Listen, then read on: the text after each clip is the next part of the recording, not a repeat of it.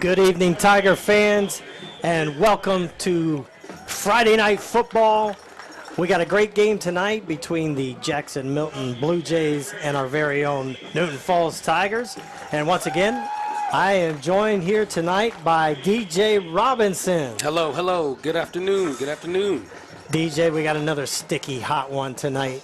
We're going to be burning up here tonight in the booth, I can tell you that. It's about 84 degrees down on the field, and it's about 104 up here in the box. And the humidity is going to play a role again for both teams. Last week, the Tigers sustained the heat and took on, I can't even remember who they played last week. Waterloo Vikings. Waterloo why I'm here Vikings. For you. And take a look at them. Yeah, future Tigers, future varsity Tigers on the field.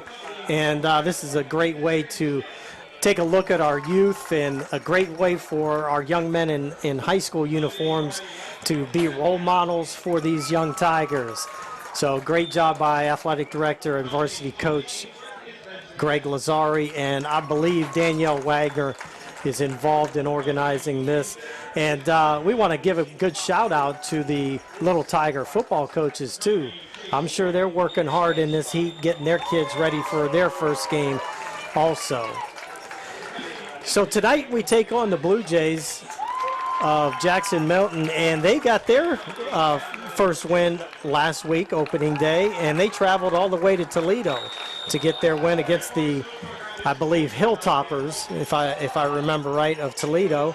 And I think the score was like 29-12. I don't know anything about the Toledo Hilltop team, but hey, they're running on some momentum, DJ, and I'm sure they're confident and excited to get a victory here at an away stadium.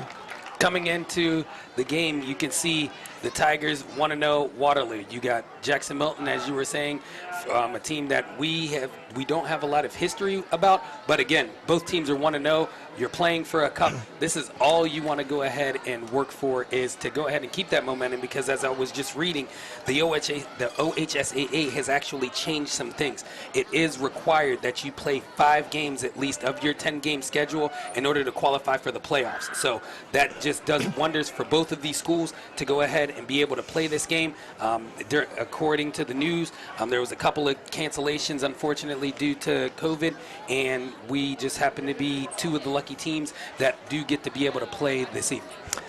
And we take a look at some of our crew up there. We had Derek Collins, a student at Newton Falls High School, getting direction and guidance from Amy, who's been around, an experienced video person for Tom Gregory's production. And we have Jacob Heckathorn, also a student at Newton Falls, helping out with our production tonight. So we want to thank those 2 students. And we are gearing up for tonight's game.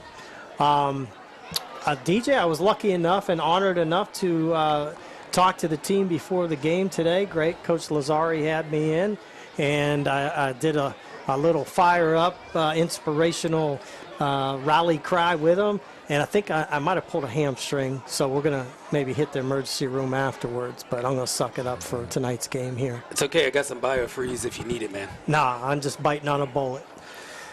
So, eye test. Let's go to the eye test, DJ. Last week, Waterloo was very thin, very small up front. This week, I can see a little more size in that white and blue uniform for Jackson Milton. But, again, I believe we still hold the advantage on the line. I know our line was definitely pushed to the max in that Waterloo game, and they definitely came out and bullied those Vikings. I think it's going to be a little bit different game this week. We got Jackson Milton, who is more of a 50-50 type deal. They do pass, which I am very excited to see what the Newton Falls secondary is going to be, especially the fact that they really didn't have much work. I mean, 9 in the box, getting sure tackles, but now we get to see the air raid. We get to see the air attack, because there were some throws against Waterloo that kind of had us both like, ooh, there was some open plays. So hopefully Coach Lazari did some film study and, on these Vikings to go ahead and see what was up. Speaking of Coach Lazari, our team had an opportunity to interview Coach Lazari before the game. And, Tom, maybe we can go to that interview right now. it was a great way to open the season. It was nice to have a big crowd in the stadium, coming out of the pandemic, and it was a nice win for us against Waterloo. Our offensive line, I thought, played excellent up front. We kind of controlled the pace. We had some big plays on defense. Our defense really stood up to some challenges. And for our first game, getting it all together and coming out, I thought it was a nice, 35-8 win over Waterloo. Well, there's always need for improvement. The biggest room in the world is the room for improvement. So there's always that. But if you were at the game or if you saw highlights of the game, I thought our secondary could have done better on some play action situations where, they run the ball, and our guys kind of fell asleep and forgot that they were there for pass too. So that was hopefully corrected this week because we're going to see some of that this week with Jackson Milton. Playing for the first ever County Line Cup. And the winner gets to keep it for a year. I think it's a good thing that we can have a friendly rivalry between the two. And, the trophy that will be passed back and forth between the two school districts. Mm-hmm. Well, Jackson Milton presents a little bit different thing than Waterloo did. Jackson Milton's more of a two-headed beast. They can run and throw. Last year we played there, and unfortunately they won. But it was a very competitive game. So they're more of a balanced team. They run some option at you. They'll spread it out a little bit more. Warming up for the Blue Jays, and it looks like, I believe it's number 12, Owen McDevitt. And he's a junior. He's only 5'6". Now, we got some big, tall hogs on the line defensively for the Tigers. And a couple of highlights I saw of Owen throwing the ball last week against the Hilltoppers is he was rolling out most of the time on throwing the ball. And one of the reasons probably is their coach understands if he's 5'6", he's not going to be able to see over top of the line very well and get a clear vision of the receivers. So smart on their part, but let's see how we contain him.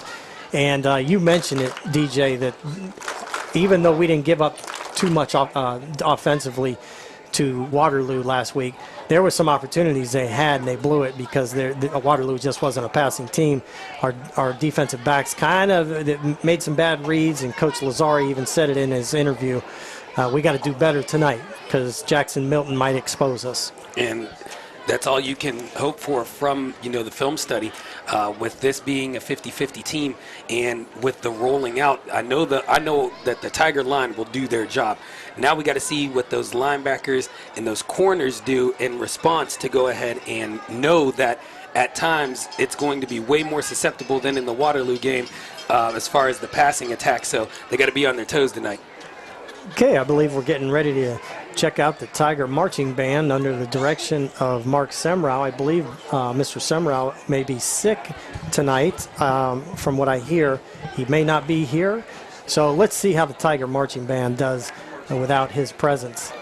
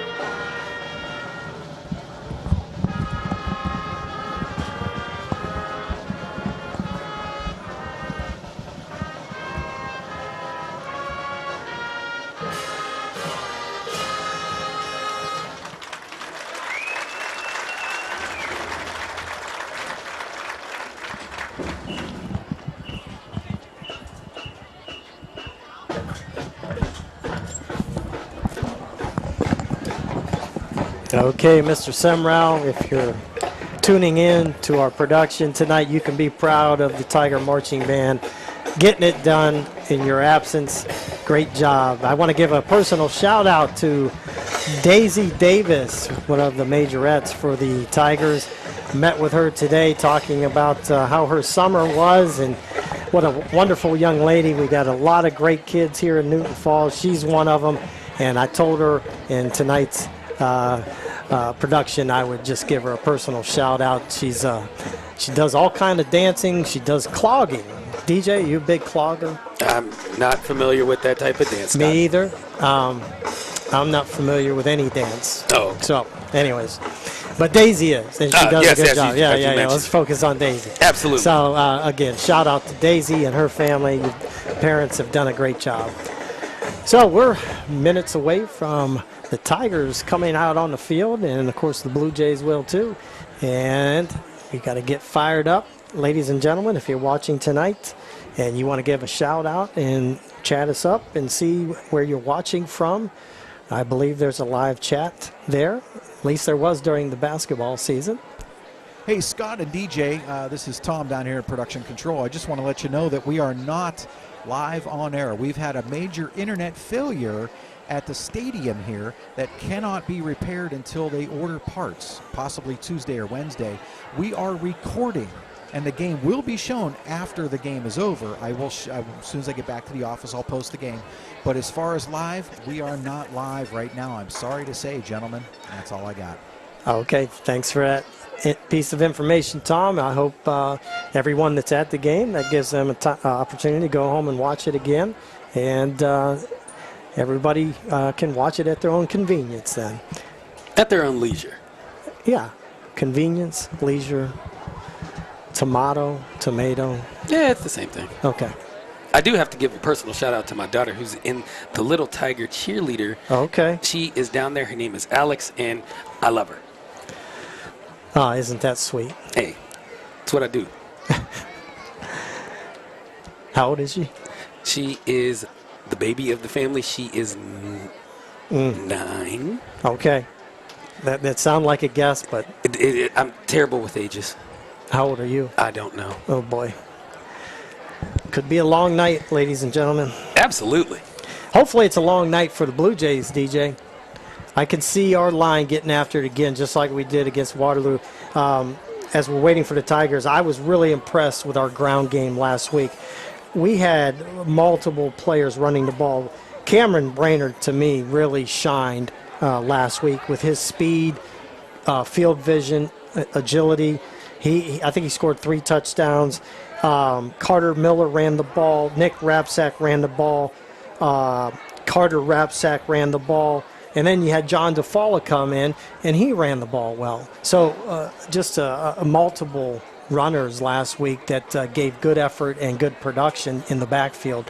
So now if you're Jackson Milton's coach, you're sitting there watching the film on us, and you're going, who do we focus on?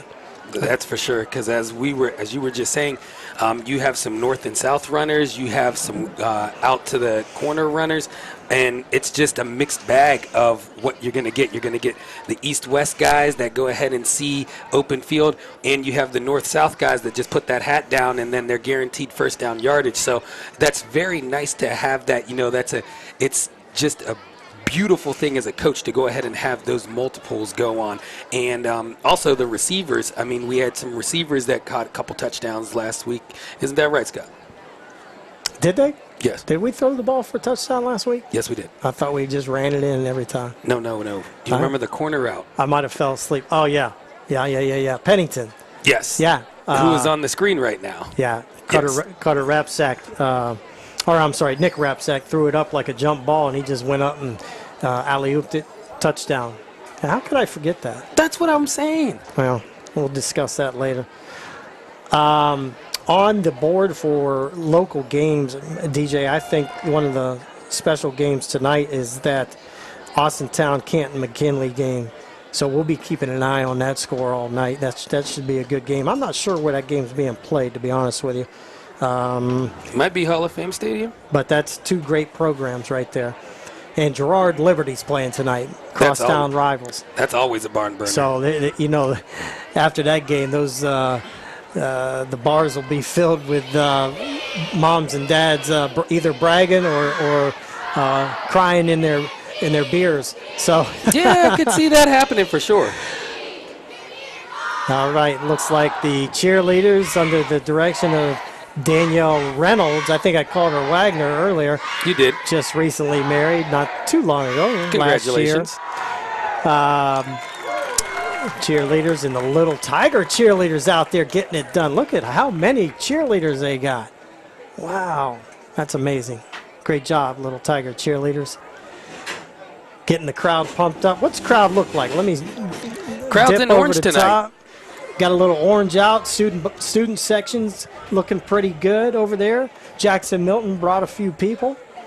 So that's a short drive for them. That's good.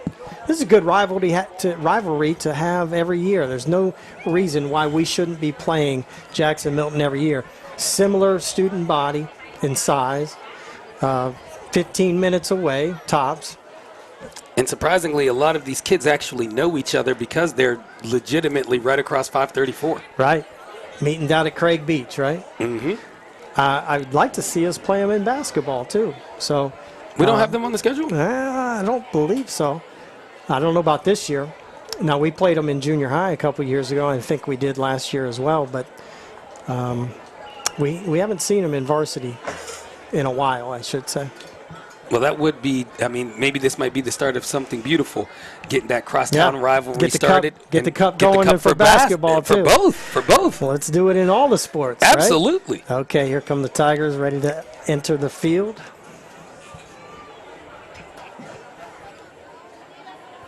There's Hayden Gazda down there, former Newton Falls student, doing some camera work, getting some good pictures for the moms and dads of the players and cheerleaders, and appreciate Hayden doing his job down there.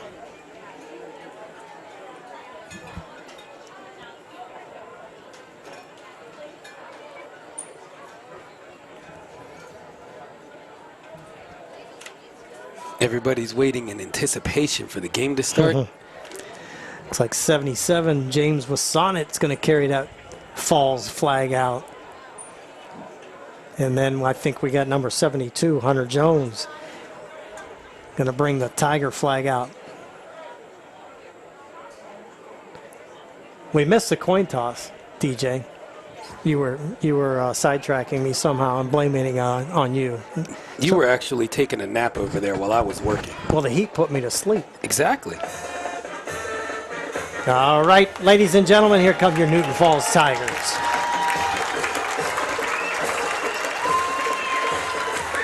Along with them, the Little Tigers. Yeah, there we go. That's got to be exciting for them. A couple of those kids aren't so little. No, You they might want to definitely put do a not look uniform on number 66 there. little. I'd say the same thing for number 14. Yeah.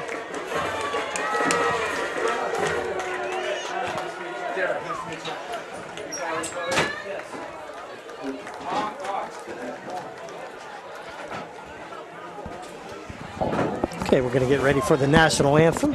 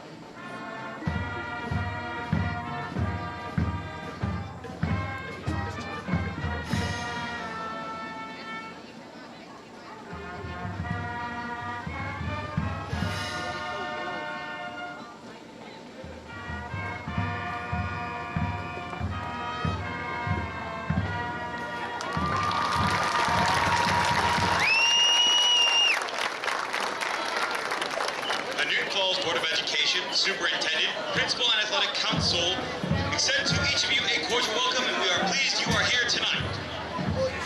Jackson Milton High School and Newton Falls High School are members of the Ohio High School Athletic Association and abide by high standards of conduct, competition, and relations with member schools. The athletes in this game are friendly rivals. While play may be fierce, all in attendance tonight are reminded that this is a game between youngsters and that sporting behavior is expected. The officials assigned to this game have been selected and assigned according to the procedures adopted by the Ohio High School Athletic Association. Your officials this evening, John Wolf, Jr. And here come the Jackson Milton Blue Jays.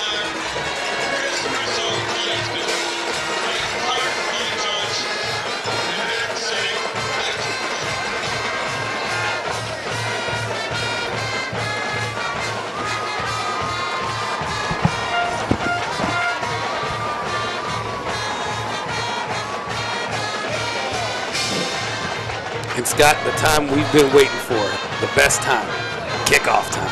That's right, game time.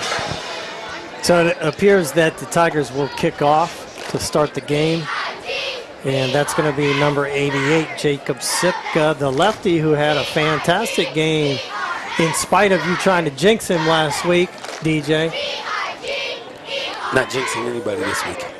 Yeah, you were trying to jinx the kicker last week. You tried that? to jinx the kicker. You kept talking about the kicker as he was kicking. Let's never focus, do that. Let's focus on the game now. Quit arguing. Here we go. Okay, Jacob Sitka will kick it off from the 40-yard line and back deep. It looks like maybe number 30, I believe. That's Ethan Evans, senior running back for the Blue Jays. He's a 5'9", 160-pounder, and the kick is a little bit short to the freshman, Keegan number White. 24. And he gets it up the side, right side, and the Tigers will bring him down at about the 37, 38-yard line. It'll be 1st and 10 for the Blue Jays. So DJ was watching a little bit of film on Max Preps, and number 24 is a freshman. And he had a couple nice runs, including, I believe it was like a 41-yard run for a touchdown against the Hilltoppers. So let's see what this kid looks like as a freshman. And we got a Jackson Milton player down on the first play, so that's no good. And that's the player that you were actually talking about, Keegan White, number 24, the freshman. Looks like he returned that kick, and whenever you get in a scrum like that, you never know what happens at the bottom of that pile.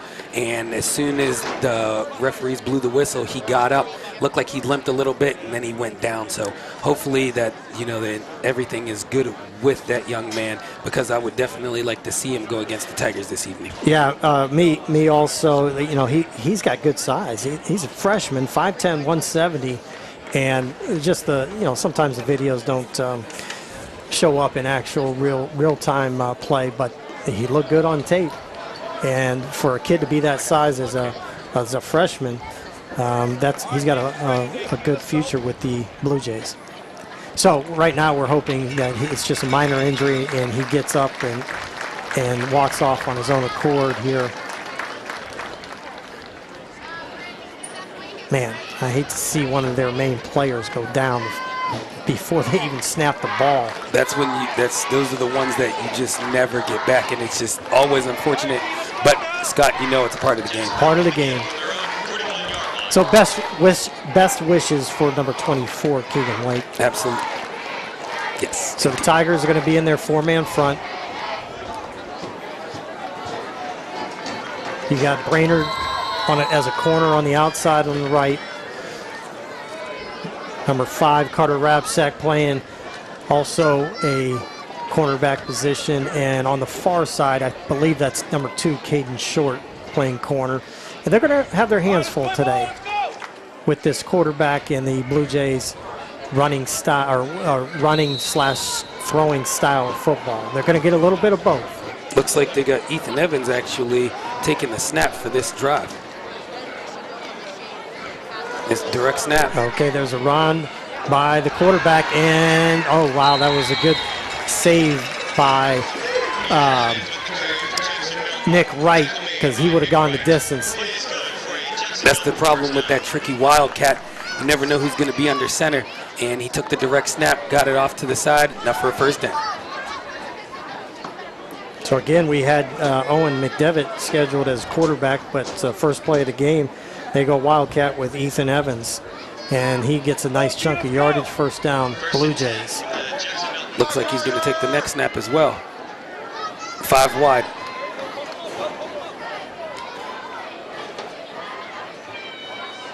Looks like Tigers loaded in the box. 22 in motion. They handed. They did a lot of handoffs out of that in the film I saw, but Evans takes it up to the gut, gets a decent yardage gain there. Looks like it's about 2, Scott. Positive yards for Ethan Evans, and the Tigers are seeing some new wrinkles this week. And you know what else we're seeing this week, Scott? What's that? Scoreboard. Hey, what do we got over there? Yes, we do. Scoreboard's working. So we got the wrinkles out of the technology from last week. Less feedback and a scoreboard. But unfortunately, we don't have any internet today, so this game's going to have to be shown tomorrow. Gotta love technology. Okay, Evans again on the handoff, and the Tigers get in the backfield there. That's number 9. That's Carter Miller on the tackle, and he had a heck of a game last week, leading as a senior the Tiger defense last week. And you see that he's picked up where he left off last week. Nice quick tackle for loss, and that's going to be bringing up 3rd and 9. Aiden Hatcher and Carter Miller doing the dirty work inside as linebackers. Okay, this is important 3rd down early on in the contest. Let's see if the Tigers defense hold. You got Holden Hansel out on the defensive end on the right side. There's a snap, there's a handoff up to the gut. Oh, wow, they filled the gap quick. 52 had him right away. Anthony Scaldone, good read from that defensive tackle position. And you're not getting by Scaldone. If he gets some mitts on you, you're going to go down fast. Absolutely, as you've seen in that play right there. He shot the gap, another tackle for loss. It is now a 4th and a long 9, in which case we're going to go ahead and see Jackson Milton go ahead and bring out the punting unit. And for the Newton Falls Tigers, we got number 2, Caden Short, in the back to receive the punt. Caden did a nice job returning punts last week, and let's see if he can get it going this week. There's the kick. It's short. Now, we don't want to touch that. Good roll. Well, that's a great bounce for the Blue Jays, and they're going to pin the Tigers back on about their own 5, in between 5 and 4 yard line. And here comes the Tiger offense, led by senior number 12, Nick Rapsack at quarterback, and a host of running backs, DJ. I mean, Rapsack has, a bevy of running backs behind him. Main thing for him is just make sure that he gets that ball tight in between the stomach and between the running back's hands, and usually that leads to great things for this Tiger offense. And here comes the big hogs out there. We got number 70. Number 70 is Nick Ball. We got Hunter Jones on the line. We got Nick Ball on the line. Here we go. Rapsack takes the snap, gives it to his younger brother, Carter Rapsack, and he barrels ahead for about 4 or 5 yards. I don't know if you noticed that.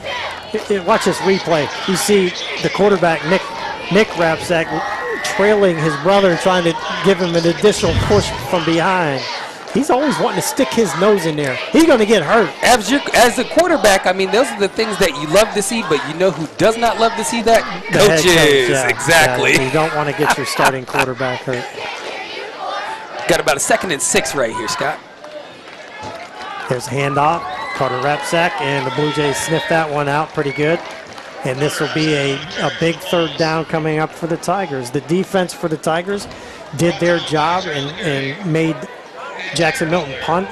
And it's very important to win the line of scrimmage game here. We gotta win this 1st down, whether it be on 3rd down or 4th down. I don't know if Coach Lazari would be willing to go for it on 4th down from that spot in the field. Looks like they're going to go ahead and Rapsack's checking the play, and looks like we're going to have a timeout, and it's going to be Tiger timeout. There we go. So Coach Lazari wants to talk to his offensive crew about this big play early on in the game, and you can tell right off the bat, Jackson Milton's bringing a little bit more than Waterloo did last week. And, you know, I'm looking at Jackson Milton's roster, and I think I counted, they got 14 sophomores on this team. And I haven't really picked it apart yet as far as playing time, but I'm guessing a lot of those sophomores are getting playing time. So this team has a good future ahead of them. They have 13 juniors, 14 sophomores, and 5 freshmen on the team. So their future is bright. They come into this game with 6 seniors as well. Both teams are about the same numbers on the roster. Jackson Milton has 38 and Newton Falls has 37. So big third down play for the Tigers. Tigers go into that pistol formation. Wrap sack, quarterback, wrap sack, running back. Got motion. There's Carter Miller in motion. He's going to try to get a block for Carter on the outside. Not able to really get any room for him to run. They got the ball in the 15-yard line, and looks like it's going to be a timeout for a measurement. That's going to be close to a first down.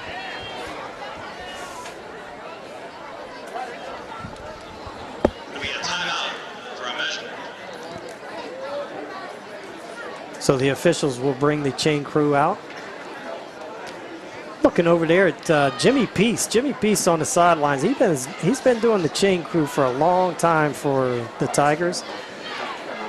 Good job, Jimmy, being the rock there over at the chain crew. Now I got to give a shout out to his wife, Michelle Peace, my guidance secretary. If I don't, she'll yell at me. Well, I mean, at that point in time, she should yell at you because you still didn't even give her a shout out. A proper one anyway. She pretty much yells at me every day anyways. Oh, so and that's a Tiger first down, DJ. First down of the night. That was huge. Definitely on that kind of drive. That's why the coach wanted to go ahead, call a timeout, look it over with his boys, and get enough for the first thing. Now let's see if this motivates our offensive line and offense, and let's bust one. Let's not do the Woody Hayes all the way down the field. Let's bust one. I want to see Cameron Brainerd get in there and bust one. Get a long run. First and 10 for the Tigers.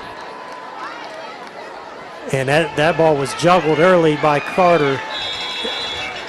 That could have been a disaster on a fumble, but he gets positive yards, maybe 1 yard. Be second down at about 9. Good call, Scott. Looked like Jackson Milton's defense was ready for that. I mean, you've seen that they loaded up the box, and that was just a north and south run play. Jackson Milton stayed home and got that tackle, and now going to make the Tigers work for this 2nd and 9. Listen, it's no secret. We're going to run the ball a lot, and they're going to load the box up. So let's see what the Tigers can do here. There's, as I say that, we sling it out there. Nick Rapsack with a nice pass out to number 1. That's Nick Wright on the reception. A gain of about 8 yards. And that'll be another 3rd and short for the Tigers. It's good to see that completion. That'll give Nick Rapsack some confidence with his throwing game, and that'll loosen up the stingy Blue Jay defense. Whenever you have a pass play that comes out, fires like that for big yards, now you're going ahead and them linebackers and those safeties are going to start creeping back. And there's a quarterback sneak up the gut, and that big offensive line pushes forward for a Tiger first down. Yeah, there's not many teams in the league that are going to be able to stop that Tiger offensive line. If they want those couple of yards, they're going to fight for it. Smart play called by Coach Lazari. No risk of fumble pretty much on that play call, and very high chance of gaining positive yards. 1st and 10 for the Tigers from their very own 29-yard line. Starting to burn up a little clock there, Scott. Would like it. There's my guy, Brainerd. You called his name at the beginning of the broadcast, and look, there he is putting in work.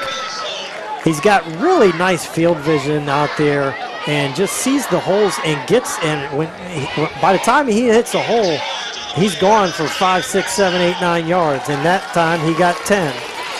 So that'll be another Tiger first down, and we're slowly inching towards that midfield marker, trying to get on the Jackson Milton side of the field. And this is what a coach loves to see, positive yardage. And there's Carter Miller looking to get a lead block out here. And that's Brainerd up the sidelines, and he's brought down by number 45 for the Blue Jays. Joseph Armstrong. Joseph Armstrong could have saved a touchdown right there. Carter Miller did a nice job sealing that defense for the Blue Jays and allowing the running back to get on the outside. Who ran the ball there? I didn't notice. That was going to be Cameron Brainerd, your boy. How do you forget Brainerd? your boy? I was just watching Carter Miller on the block. Well, you know who also was blocking? Nick Rapsack. Imagine that. Okay, easy, Nick Rapsack. Stay healthy, kid. Okay, now, as we continue to move the ball and jam it down their throats, let's see if that defense who had, they showed some good motivation early on here in this possession. Let's see if they back off and just kind of slow down a little bit. Here's Rapsack dropping back to pass. Nice pass over the middle to Pennington, and it's incomplete. Yeah, deflected by number 12, I believe. That's number 12. Number 12, Owen McDivitt. And yeah, at that point, Scott, he Rapsack, I don't know what he was looking at, bit off a little bit more you can chew. That play did work against Waterloo. These corners and safeties, a little bit different on the Blue Jays side. Looked like one of them actually had a hand on the ball. They had a chance for the interception, and at that point in time, Rapsack got lucky. Yeah, you got number 45 back there, senior Joe Armstrong, who had that red the whole time. And listen, I like it because that stretches that defense. It makes them think about the pass.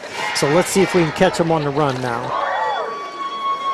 Oh, and there's a fumble. Rapsack picks it up, and we got number 22 will bring it down. Gavin White on the tackle for the Blue Jays. We got a flag on the play. And let's see what the penalty is. Oh, they're waving it off. As you can see over here on the replay, you have Rapsack just, I don't know what happened in that play, just kind of fumbled. It was either bad snap from the center or Rapsack was just not ready, ball fumble. But he did recover and did not manage to lose that many yards. But, we were talking about that last broadcast. You want to negate these negative plays, and when you have a good drive and then you have something like that happen, kind of brings down the momentum a little bit. Okay, let's see if we can get it right back here. Tigers run trips to the left. Sipka out to the right. Rapsack will swing it. That could be a fumble. He picks it up. Number 5, Connor Rapsack's going to go to the house with it. Oh my goodness! What just happened, Scott? That's a backbreaker for the Blue Jays. What just happened, Scott? Oh my goodness! That pass by Nick Rapsack was behind the line of scrimmage, so that was a live ball, and the bounce went right back up to Carter Rapsack. He picked it up like it was a handoff and ran it in for a touchdown. You cannot ask for any kind of better play. I mean, if you were the Tigers, that was disaster from the start. And then at that point in time, the ball just happened to bounce the ball's way, and it just happened to go right in front of his hands. He scoops it up off the ground, and technically, we talk about a fumble for a scoop and score. If you're on offense, does that count as well? It does tonight. 6 points it counts for. And here's Jacob Sitka, the lefty. Ball's down, kick is up, and his streak continues. That's my boy right there, Sitka. You never know when you need the field goal, and I stressed it last week, and you tried to jinx him, but my boy Sitka put one in there to put 7 on the board. I would never do that. I gotta do a shout out, Jacob Sitka. I saw his first day school picture that I don't know if his mom took it or somebody else's mom took it. His T-shirt said, "I love hot moms." That is total Jacob Sitka right there. As long as he's goofy. He's goofy. That's why he's a left-handed or left-footed kicker. I love it. You got to have that kind of enthusiasm on the team, because usually the kicker is the loneliest guy on the team. And look, he's just integrating with his boys. I don't think Sipka cares if he's lonely. I think he has fun just humoring himself. So that'll work. All right, Sipka's going to come back on the field and kick it off for the Tigers. Tigers up 7-0 early on here, first quarter. We've got 4:44 left in the first quarter. Now, DJ, I don't know if you noticed, the clock is not moving as fast today because there's been some passing going on. Yes. So last week's game, that clock just kept ticking with all the runs, and this week we got a few balls in the air, so it could be fairly exciting football. So number it has been exciting football. Number 24 still not out there for the Blue Jays, and that's going to be number 13. Ooh, that's a hit. Somebody met him at the front door. That's number 36 for the Tigers. Jacob Moss. Okay, Jacob Moss, we see you out there, kid. He's out there putting wood on him. He made sure that he remembers his name for the rest of the evening. Jacob Moss, a 5'9" sophomore, getting his licks on today on the special teams. That makes or breaks a team. As you can see, special teams is huge. And that'll get you out there on just normal possessions. You keep doing that. All right, Tiger defense out there looking for their play call from their defensive coordinator. It looks like this Ethan Evans, number 30, the running back, is actually going to be their quarterback. I mean, yeah, they number have 12. a run. Is number 12 even out there on offense? Out there, split out on the wide as a wide. Okay, here he is, up the gut again. He tries to bounce it. The Tigers are pursuing, and we catch him in the backfield. Wow. 45, Aiden Hatcher ended up getting the final tackle, but some of those big boys were chasing him. Look at 57 getting after it. That's what you do. As you can see on the replay, you just stay at home, and as you can see, Jackson Milton, just with their running attack, they have no answer for this Tiger defense. 57, Chris Bariak chasing him down and bringing him back to Aiden Hatcher to finish him off. Good job by Chris Bariak. Right now, as Jackson Milton, I'm not sure if I actually want to go to the ground again. I'm going to put this ball in the air and see what we can do. 2nd and 17, and you're on your own side of the field. It's not looking good so early. Here's the snap. Again, Wildcat keeps it, and nothing doing. Tigers stuff up the middle with those big defensive linemen and linebackers.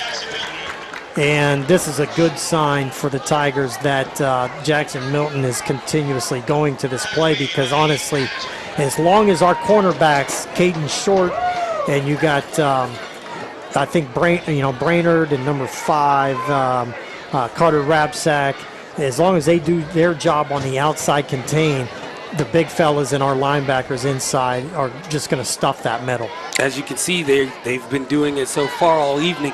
You have the outside players doing their thing, and it just frees up the inside. And as you can see, that offensive line for Jackson Milton does not have an answer right now for the Tigers.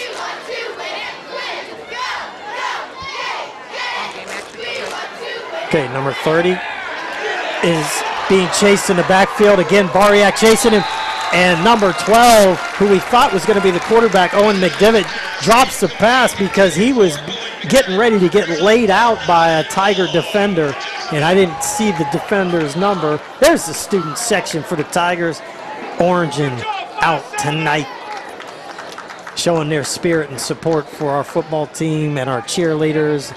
And again, great job by the Little Tigers football players and the Little Tiger cheerleaders tonight. Right now, got Jackson Milton back to punt. And again, we got number 5, Carter Miller, and I think that's number 2, Caden Short, back to receive. So they sent 2 people back this time, and again, short kick.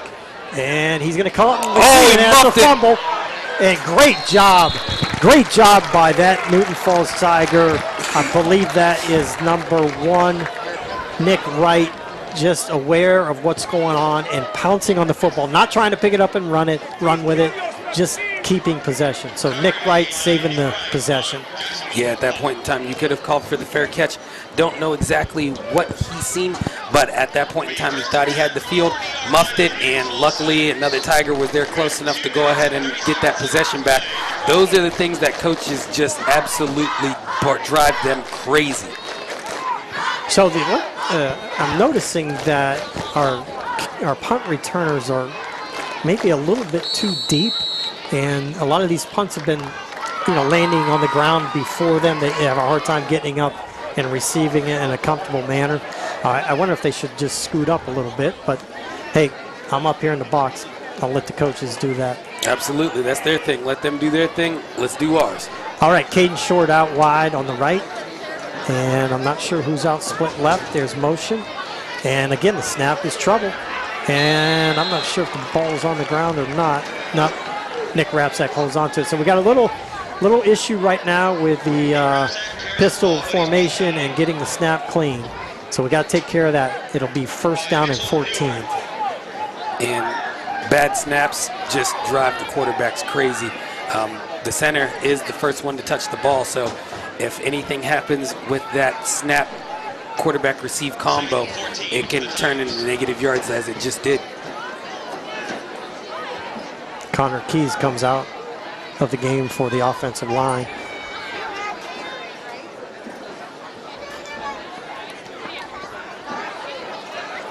There's Brainerd on the right side. He picks up about 6-7 yards. And there's a flag on the play. That usually from the back, it goes against the offense, but we'll see what happens here.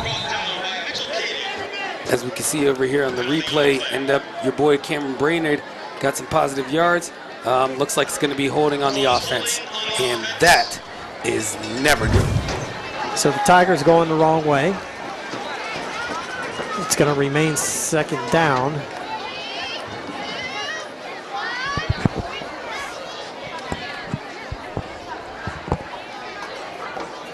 Now in this play, you've seen what happened as far as them trying to go downfield with the ball. Do you think you take a shot, or are you just going to go ahead and try to chew up some yards here? In my opinion, we're up 7-0. I haven't seen anything from Jackson Milton's offense to scare me. For this particular situation, I wouldn't mind grinding it out and punting it. And it looks like that's what they're doing, going to keep the ball on the ground in this formation. And again, that's why I'm back here. And that's an incomplete pass. I don't think that would have went anywhere. I think it looked like they might have been trying to set up a screen, and it just never developed. No, Jackson Milton actually sat on that. They kept their eyes in front of them. Saw a couple of, looked like they were trying to run a double screen because it looked as if Rapsack was going to the right first. That man was covered, and then he had to roll out. Second man was open and just went through his hands incomplete. 3rd down in a country mile. 3rd down in 24 to be exact. Country mile. Single back, and Rapsack's going to roll to his right. He's going to keep it. He's got some green grass, shaking bacon, and he's down, and he got good yardage, and it'll be 4th down and about 14. So we advance it a little bit, and I'm sure that they're going to look to punt here and try to pin the Blue Jays back in their own part of the field. As you can see on the replay, he ended up going ahead, cutting it back, had a little bit of a lane, got a little tripped up, but he did gain about 7-8 on that play. And that every bit helps in that situation. Especially for your punter. So number 30, Ethan Evans back, and number 45, I believe, that's at Joe Armstrong. And Pennington will punt for the Tigers. There's the snap, clean snap. The punt's off the side of his foot and gets a Blue Jay bounce, and it's going the wrong direction for the Tigers. So good field position for the Blue Jays at about the 45-yard line, and we'll see if the defense for the Tigers can still stand up to this Blue Jay offense. This Blue Jay offense has been pretty lethargic, especially at the fact of the run. Looks like Coach Lazari and them boys got their number as far as that's concerned. They're going to have to go ahead and pull something out of a bag of tricks to go ahead and try to get this Newton Falls defense on their heels. But at this point in time, that defensive line, like we talked about last week, is doing their job, and they're just, making it just pure insanity for the skill position at Jackson Milton. Okay, Ethan Evans again in the backfield for the Blue Jays. Trips right, he'll keep it. He's going to get to the outside. He's got a little bit of room there. Good outside containment by Caden Short. He did his job, forced the runner back inside, and still a significant gain of 5 yards for Jackson Milton. And the end of the first quarter is about to come to an end here with about 8 seconds left. And it looks like they're just going to walk off to the sides. Going to switch sides, do it all over again. End of the first quarter with your Tigers 7, Jackson Milton Blue Jays 0.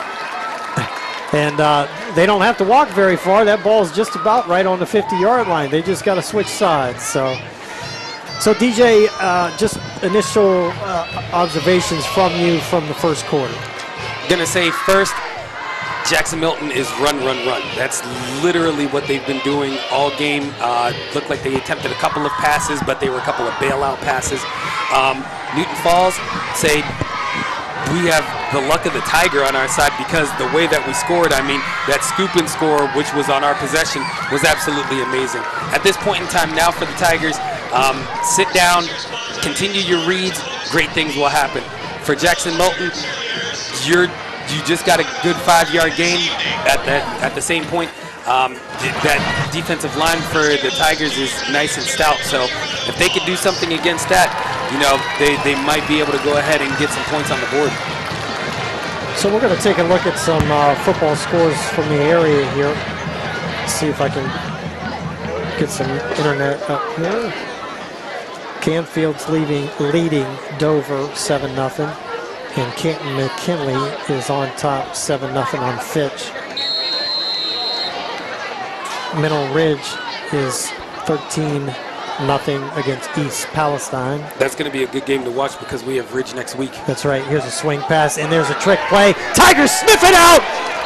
And that's going to be number 11, Holden Hansel. Gets his hands and tackle on that receiver. They tried a trick play. We talked about that. What was Jackson Milton going to do to offset the lethargic run game? Now, the refs are talking. I'm wondering if they're going to say he's down on the sack. I'm going to say that that's going to, because what Jackson Milton is arguing is the fact that that he was not down and that he threw the ball, so it should be an incomplete pass.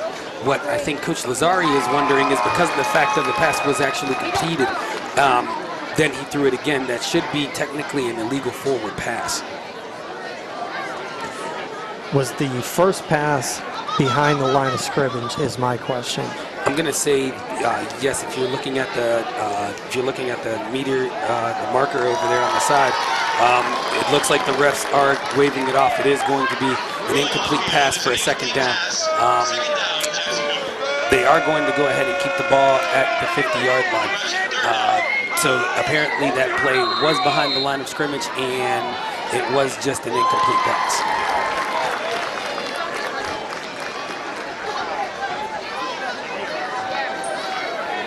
Third and 5 for the Blue Jays on the 50-yard line. One in motion. Looks like it's a run. And here goes number 30. Daylight. All he has to do is beat number 121, and he ends up getting tackled with a touchdown-saving tackle by number 21, John DeFalla. And John DeFalla's got good speed. I'm glad he was out there to bring him down. I know Carter Miller was coming at an angle to try to get him too, but John DeFalla gets him. So there's number 30, Ethan Evans, and they're sticking to their game plan, DJ, and something opened up there. And I noticed they had a little motion. They were swinging that running back out to the right side. Maybe that opened up the whole inside for Ethan Evans to gain that big chunk of yardage. So now our Tiger defense is being challenged. First and goal from about the 8-yard line. Usually from this formation, Jackson Milton likes to run right up the gut. They're spreading it out. Trips right, single receiver left, and there's Ethan Evans, and there's a Tiger defender holding on for dear life. Good initial contact by number 2, Caden Short, I believe. That kid likes to stick his nose in there and make tackles, especially as a sophomore. That's for sure. I see that, as I called it previously, Jackson Milton, when they go to that 5-wide spread set, they do love to run their quarterback, Ethan Evans, right up the gut. Newton Falls was ready for it on that play. It almost looked like he broke a tackle, but then luckily a host of Tigers ended up helping him, gives him a 2nd and 6, which would be 2nd and goal technically on the 6-yard line. Yeah, he did get a few yards there. So let's see if the Tigers can hold this offense to at least a field goal, if not nothing. Going back to that spread formation. Evans takes a snap. He rolls right. He's being pressured, and he gets hit in the backfield. Tigers get a sack. That's going to be number 45, Aiden Hatcher, getting it done from that linebacker position. Good job by the Tiger corners and safeties on this play. You can see the replay. He takes a lick. That's what you do when you stay at home, as those corners and those safeties and those linebackers actually stay home. They do have a short field to work with, which is an advantage for the defense. It just looked like Evans ended up holding the ball a little bit too long, gave him some time for the Tigers to go ahead and rally, and now we got a 3rd and 11. Well, still 3rd and goal on the 11. I think we have either a slight injury for Hunter Jones or just a equipment malfunction. I'm not sure, but he had to get out of the game.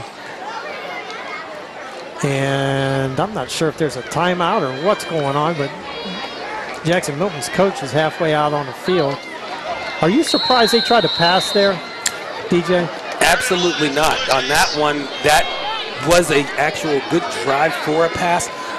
It just was the fact that, as we were talking about, just looking at the Tiger defense, seeing what that secondary can do, and with that 5 wide, they weren't shook, and they ended up proving it by getting that sack. I'll be honest with you, 2nd and 6, goal to go. I thought they'd keep trying to cram it down our throats. Here's another pass. And the Tigers are going to, incomplete deflection. And the coaches over here for Jackson Milton are going nuts about something. I'm not sure what they saw, but you watch the replay. I think it was number 2, Caden Short, again on the deflection. I'm not sure if the Newton Falls coaches wanted a flag on that one. Is that our coaches or their coaches? No, it's theirs. Ours is over here. And now the noise was coming from there, right? That was both. As you go for the field There's goal. a field goal. And it's up, and it's good. I am loving the kicking game. Good. I am a kicking guy. I love kickers, man. Okay, that was about, I missed it because I was trying to figure out who was yelling and screaming, but that looked like about a 30-yard field goal there. Good job by their kicker. I didn't even get his number, but the Blue Jays are on the board.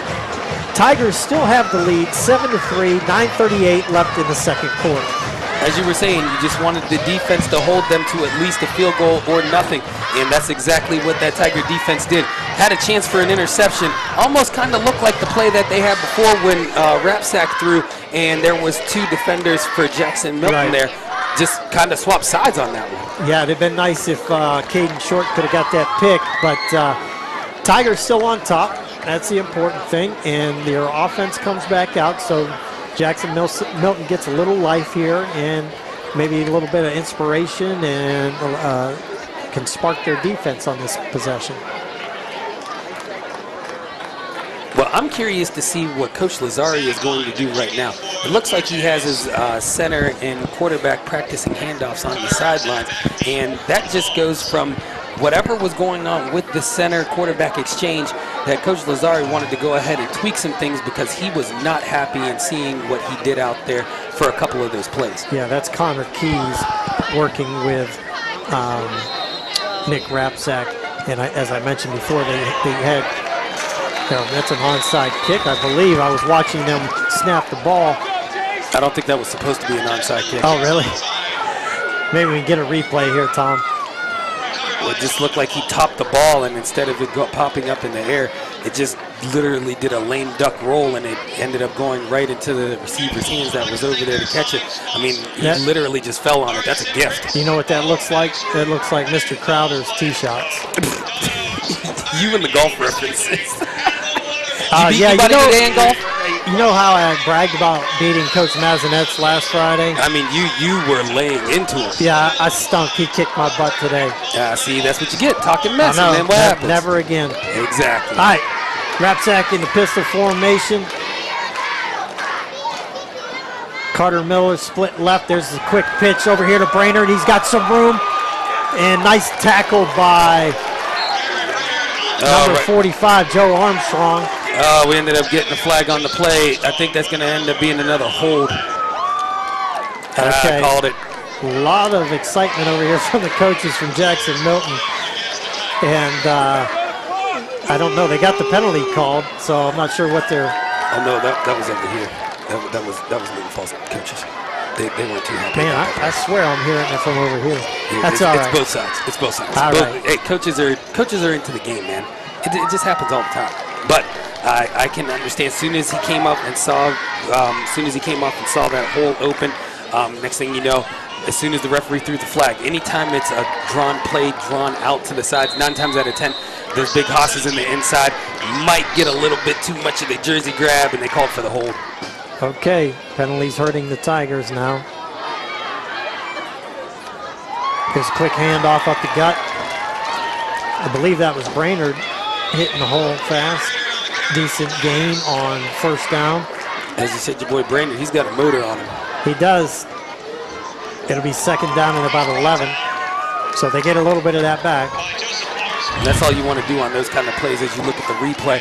You just want to go ahead and gain a couple of yards back just to get at least to that original line of scrimmage.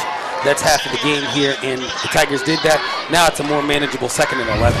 I like that little stutter step Cameron Brainerd has. Stutter step, and then he goes full speed. As you were saying, field vision. There's a snap. Nick Rapsak's going to keep it around left end. He cuts it back towards the middle. He's still turning, and great run and blocking downfield.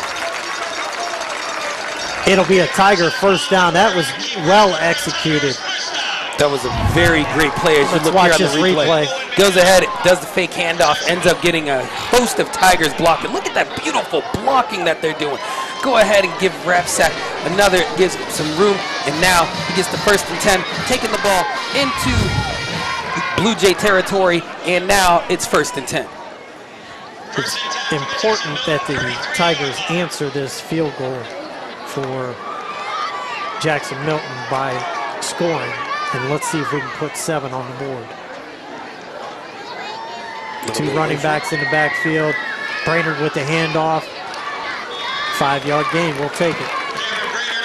As you're saying, you know, you just want to go ahead and keep churning out those positive plays.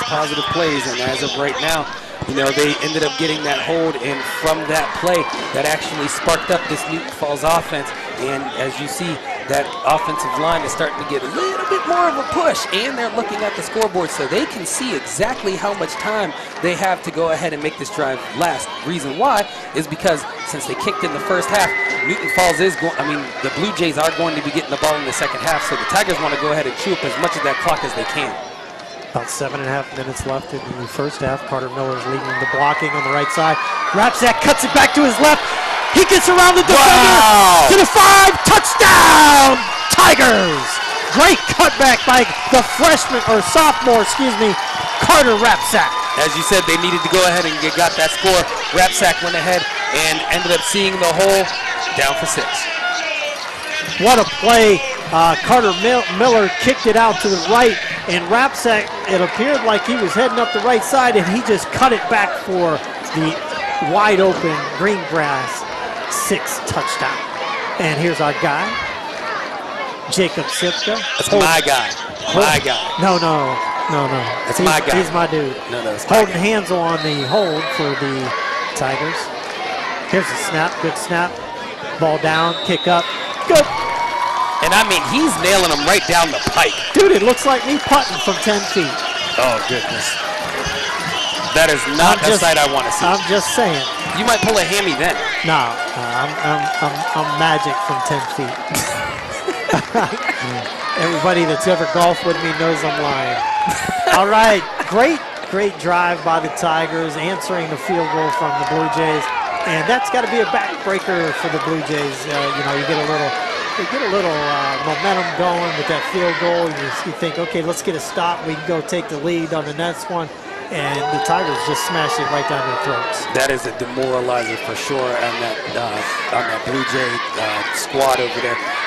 The one thing they do have, 7 minutes and 20 seconds. That's something. Get something out of this drive if you are the Blue Jays. If it's another field goal, at least you're keeping the game manageable. as of right now, you do not want this Newton Falls offense to touch that ball, because as of right now, they are rolling on all cylinders. Regardless of the penalties, you see they go ahead and bounce back from the negativity, and that's something that has been an on-site from Coach Lazzari all year, is to just keep pounding. Don't sit there and, just take in, and, get down on yourself. Go ahead. You have 37 guys out there together. Go ahead and just do it for the team, and as you can see, they are this year. There's Sitka with the kickoff, nice kickoff Beautiful for the kick. Tigers. And that's going to be is that our guy 30? Ethan. Yep, that's our boy, Ethan Evans. He literally seems like he is the team of the Blue Jays over there. Yeah, again, can we see number 24 over there at all? Is he out of uniform? Is he in uniform? No, he's over there by the 30-yard line over on the Newton Falls side. He is still dressed in uniform, but he has not come out to be out on the field as of yet. Right. And if you're just joining us, number 24, the freshman running back, went down on the initial kickoff for the Blue Jays, and I think he's kind of a big contributor to their offense from what I saw on some film.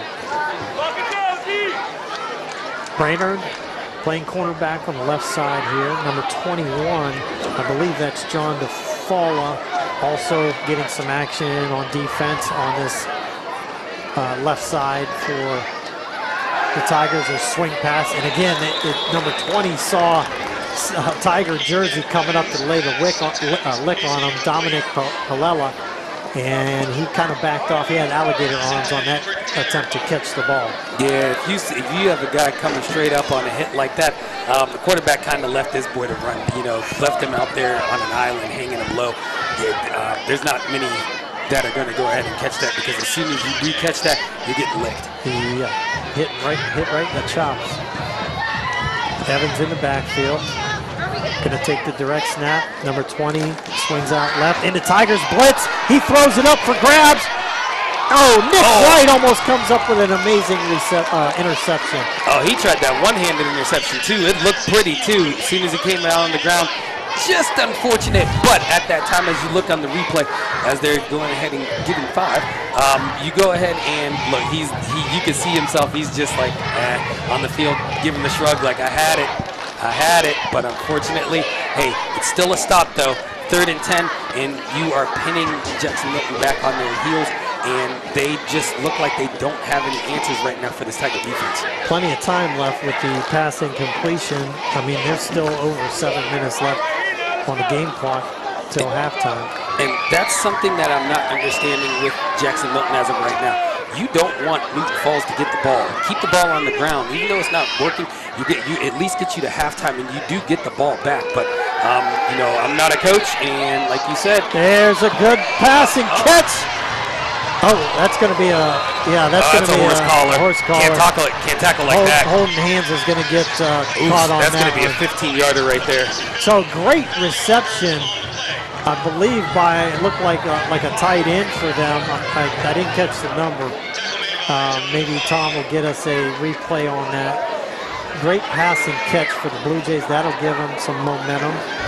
Yeah, and I think that's their big fullback. The yeah, that was the big fullback, number 22, Gavin White. That's a big boy right there. And then he get ahead on the tackle. That was going to be number 11, Holden Hansel. And unfortunately, ended up getting a little bit of that horse collar, and referees do not like that. Gavin White, 6 foot, 210-pound junior for the Blue Jays with a nice catch and run. That's a big boy. So that keeps them in the game. Jackson Milton with the ball at the Tigers' 30-yard line. It's an important stand here for the Tiger defense heading into halftime. Yes, at this point in time, you do not want to go ahead and give any kind of momentum, especially to Jackson Milton, especially they had a play like this. They've already seen that they could go ahead and they can make some points out of nowhere. Here's Evans on the drop back. He swings it. Oh, almost an OBJ catch on that one hand. Well, incomplete to 21. That's Ezekiel Brock. Looks like he ended up almost having a sack right there, but unfortunately, he overran the play. Those are the ones when we were talking about, Scott, last week. the wrap tackle and drives, especially with a quarterback as Ethan Evans is. You can't just get hands on him. You have to wrap him and bring him down, because if not, he can stretch plays. Yeah, he's more of a runner than a passer, so it's not the traditional just drop back quarterback where you can hit him and he's going to go down. 21 in the backfield for the Blue Jays, Ezekiel Brock. And here's 22 in motion, and Tigers show blitz. And it's going to be timeout. Blue Jays. Jackson Milton, they saw something they did not like from either their offense or the Tiger defense. So it's 2nd down and 10, and I see a lot more blitzing this week out of this Tiger defense. Last week, I think it was more important for them just to stay home and contend with the run game. There was no reason to blitz. They weren't going to. Waterloo wasn't going to throw anyway. So yeah, you've seen as of right now with Jackson Milton, they are sending that corner blitz. We're seeing the corner blitz. We're seeing the linebacker blitz. You're having the DNs fired off the line. I do love this blitz package that they did bring to this game today. Unfortunately, it is Ethan Evans' show. I mean, as you were saying, you cannot get one hand on him. He's a running back. He knows how to get hit. He knows how to take hits. And as you can see on the play before this one, it ended up working. Also, with going into this this timeout, I think that it was Jackson Milton that actually didn't like something, because as we were watching up here in the booth, as they were coming in on the blitz, you seen the quarterback actually turn his head, look over to the right. As soon as that happened, coach over there, instant timeout, because there must have been running to the play side, and they were not liking that. okay, let's see if Coach Lazari mixes it up a little bit now. 2nd and 10 for the Blue Jays. Evans under center, not under center, but behind. Evans has it. Here's a screen play, and 22 has it. And the Tigers sniff it out, and that's going to be whistle. Blue Jays down. Got to watch the late tackling there. You don't want any stupid penalties. Good job by Carter Miller and a host of other Tigers bringing the screenplay down. There's a replay, and see Carter Miller, and again, I believe Aiden Hatcher, just always, they got their nose in on every single play. And good just getting to the ball. You know, you preach that as a defensive coordinator, run to the ball, run to the ball. Way to stay home. At this point, now it's 3rd and 7. Now you're putting the pressure on that offense yet again, giving them another third down. At this point, with the way that their kicking game is, would not be surprised if I ended up seeing the field goal unit if the Tigers get a stop right here. I'm going to say that they would not bring them out from this distance, but I'm basically 0 for life on these kickers. situations. All right, here comes Evans. He's got one man to beat, and great tackle by Johnny DeFalla, and Connor Keys gets to him, and oh no, okay. Now we got something. There we go. Oh, that could be offsetting. And Holden Hansel needs to get back to his bench right now. And Coach Lazari's giving it to him. So, and I like some of this because it's aggressiveness, but then you cross that line of stupidity. And that's you gotta have your emotions under control. And you could actually see from the play, it was a great play actually done by Newton Falls. He ends up going ahead and gets there. Next thing you know, he went to go ahead and stay. Next thing you know, number 21 right there. Johnny boom. DeFalla, Johnny yeah. DeFalla stayed home. Now They ended let's up see getting what the push the on the action down. is. Okay, now I'm not sure if they're going to go ahead and the pushing down on the helmet, but then after that, looks like a couple Jackson Milton players actually just didn't. They just went out of line. I seen an arm extend over from a Blue Jay player onto a Newton Falls player. Usually those do call for ejections. Then there was a second play as the coaches were getting ready to come on the field to get the Tigers off the field. It looked like there was another player that was in white that ended up attracting another penalty. With the fact of all the penalties being out there, usually during that time. Unsportsmanlike on Newton Falls and unsportsmanlike on Newton Falls, or Jackson Milton. So basically, I believe those offset. Yes, penalties offset. Now what we got to watch is whoever got the unsportsmanlike, you can't get it again. You got to control your emotions and your aggressiveness to a point where you stay within the boundaries of the rules.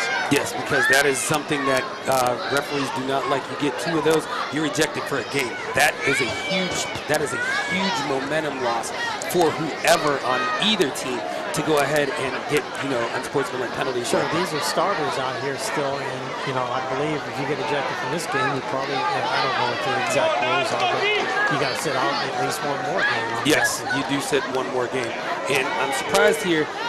Looks like Jackson Milton is going to go for it on 4th down, 4th and 11.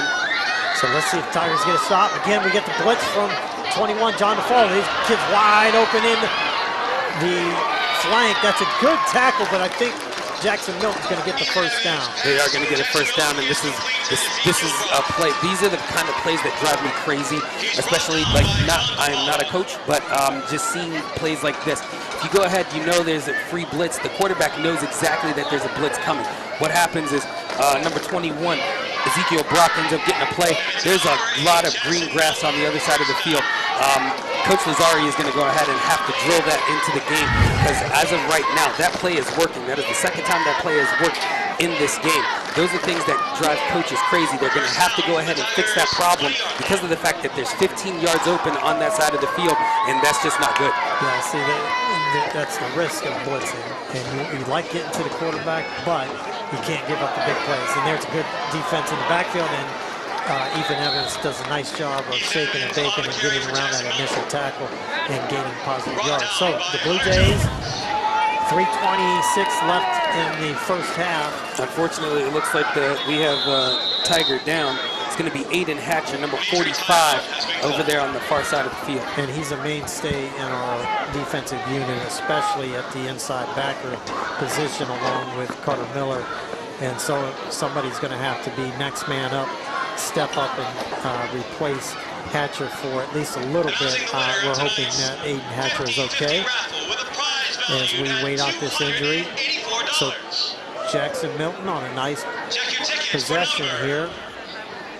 And as Scott Seljak calls out the 50-50 for tonight's game, we're glad you're joining us and watching the game with us tonight, even though this is going to be taped and shown probably tomorrow. Tom Gregory will get that going. With lack of internet, we weren't able to show it live tonight. But we got a good ball game, DJ. This is good stuff we got going here. 2 teams competing for the County Cup Trophy and the County Line Trophy, whatever that's called, right? County Line. County Line Cup is exactly what it's called. Just like DJ Williams. So let's check out some scores from around the area. Niles is beating Alliance 6-0, and there's Aiden Hatcher walking off on his own. Great sight to see. Brookfield beating Springfield 6-0. Canfield over Dover 7-0. Ooh, they tied it up. Fitch ties up Keaton McKinley. Now, I think that score is not updated, but at this point, what we're seeing is 7-7. Boardman with a tight ball game against Cheney. They're up 3-0. Let's get to that Ridge game, 13-6. That's who we play next week at Mineral Ridge, I believe. Yes, that is at Ridge. Garfield, where'd that game go? 13-6 beating Lakeview. And Ravenna beating Howland 14-7. Here's Evans on the rollout. Has his receiver down at the 9-yard line. That's number 12, Owen McDivitt, who I thought we'd see at quarterback today. Mooney and Hubbard in a good ball game, 14-13, Hubbard on top. Girard is beating Liberty 14-0 in the second quarter. First and goal for the Blue Jays, with 2 minutes and 38 seconds remaining in the half. Right now we got a first and goal from the 9-yard line. Jackson Milton Gives that a score. And just a little high. Again, he was wide open, DJ. That could have been 6 points for the Blue Jays. That drives the defensive coordinator crazy. Why was he so wide open in the flat? That is something that you do not want to have, especially in the end zone. That was a mistake from the linebacker. and that's going to go ahead and get Coach Lazzari and this coaching staff fired up. They're going to be talking about some strategies and schemes in the secondary during halftime, I'm quite certain. No score on the Brave Valley Christian game. I don't know if anybody's reported it yet. Harding beating up on Youngstown East 21-0. Okay, here we go. Evans in the backfield, pistol formation, and here's the snap. Pretty soon, maybe. Yep, there it is. Here comes the blitz. He runs right up the gut, and that's going to be... Oh! Fumble on the ground! It looks like Newton Falls has it! The Tigers have it! What a hit and fumble recovery by Newton Falls. And there's some discussion right now of who actually got that ball. The referees showed possession to the Tigers. It's going to be Tiger football. Wow, that's a defensive stand if I've ever seen it. As you check out this replay. The blitz coming from the outside from Holden Hansel. Evans just takes it up the gut, and let's see who gets the hit. Boom. Right on. He did not cross the plane. That is a live ball. That's number 2 again. Little Caden Short getting his nose up in there and putting the helmet right on the ball. Tigers will bring it out to, I believe, the 20-yard line on the end zone fumble recovery. Wow, you want to talk about a defensive stand right there. That is what I'm talking about. Huge hit in football. Ended up causing a fumble. I mean, you were legitimately inches away from getting 6 and it getting stripped away from you, and now the Tigers get the ball. Man, that reminded me of Ernest Biner back in the day for the Browns. Here's Brainerd on the left side. There's another holding call for the Tigers. That's going to come back. I believe the Tigers are going to get... And the coaches on the field are not happy right now with the referee. Yeah, Coach Lazzari is fired up down there. Newton Falls. The call is holding against the Tigers. That's about 3 holding calls for Newton Falls. And we've had way too many penalties for sure. Last week was pretty clean, opening game. Yeah, it was really good. For it being an opening game, I was very surprised with the fact that there was not a lot of penalties called. Unfortunately, as of right now, it just seems like the Tiger defense, the Tiger offense, just them big boys are just getting, unfortunate calls. So they might be a little tired, they might be a little hot, and so you lose your energy, you start grabbing onto people's jerseys. First down and 20. Straight handoff there to, I believe, Carter Rapsack. He's got some light, and that's a good first down gain of 12 yards. That'll get him out of the hole real quick, DJ. Yeah, and that's your boy Cameron Brainerd, actually. Is that Cameron Brainerd? Yes, and there's my fiance right there. Tasha over there watching the game. Oh, isn't that sweet? Okay. Hi, hey, how's it going? Are you waving to me? I don't know how you put up with him. Oh, and I get a no. I don't know how you put up with him. Okay, Tigers got a little time left, but honestly, I think Coach Lazzari at this point is pretty happy just letting that clock roll, getting into halftime with a 14-3 lead. So let's see what they do on this possession. If they get a big chunk here, maybe they'll call timeout. Rapsack's going to keep it, shakes the first defender. Got a few blockers. Oh, that's how you put a hat down. 13 comes up and lays the lick to number our quarterback, Nick Rapsack. And they got a first down. Billy Sloan. Look at it as you see on the replay. You go ahead and look. He ended up, and that's what you're supposed to do as a runner. You wait for your blocks to come to you. And he showed perfect discipline on that play. Enough for the first down. I'd like to see Carter Rapsack get a block and just instead of just running by the guy. So Nick will probably have a little conversation with him at home tomorrow during lunch. Yeah, as we're going right now, you got 30 seconds left. At this point in time, not sure what the Tigers want to do. They still got 2 timeouts left. If they get big chunk here, don't be surprised if Coach Lazzari calls a timeout. Yeah, it's going to be run the clock down. Carter Rapsack on the carry for the Falls. So I think both teams will be happy to just get into the locker room with the score as is, 14-3.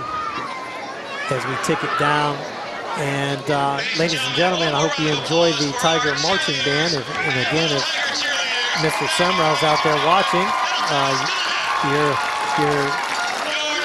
band did a great job in pregame, and I'm sure they will tonight at halftime, as we are going to lead off with the Jackson Milton Marching Band, and we'll get back to you at the start of the third quarter. And we got fireworks again from outside the stadium. Thank you to whoever's doing that. Looks good.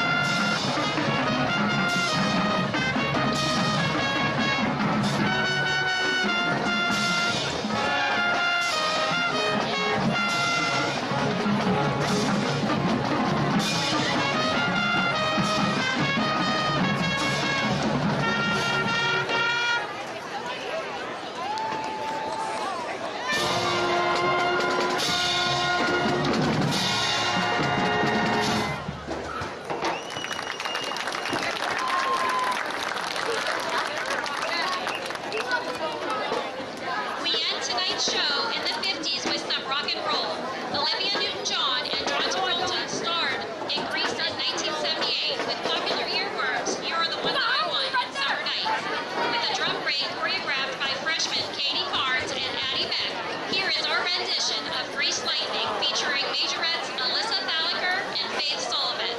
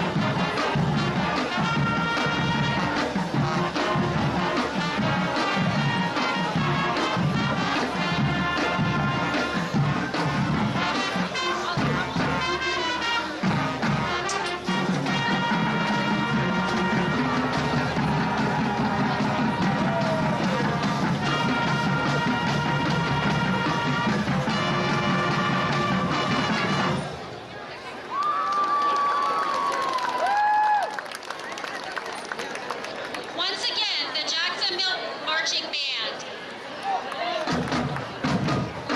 The Jackson Milton Marching Band would like to thank Newton Falls for hosting us this evening. Thank you to the Jackson Milton Band boosters and administration for their continued support of the music program.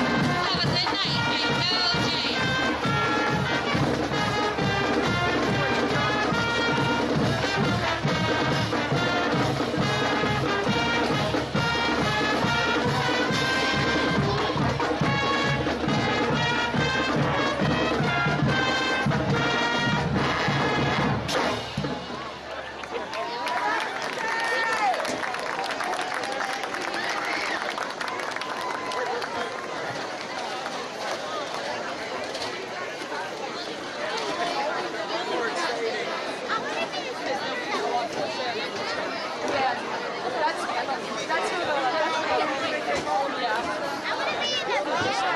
If you would like to sit, you may sit. Please be quiet and respectful while we watch the show.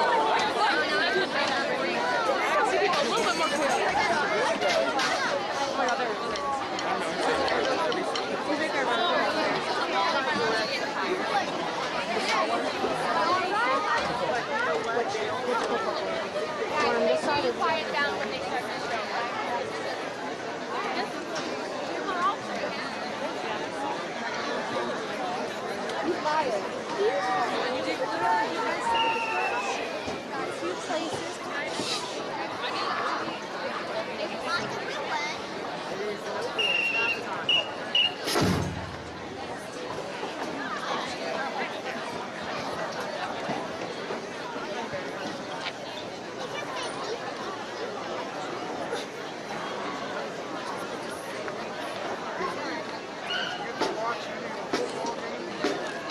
Good evening.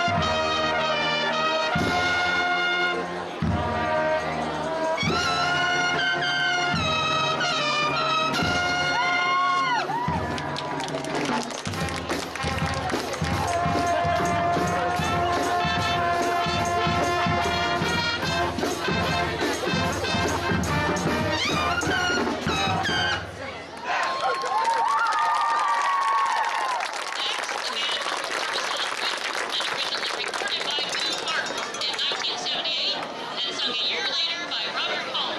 The song became one of Palmer's definitive hits. We hope you enjoy the Tiger Band's performance of Bad Case of Loving You. Oh, what, Dad?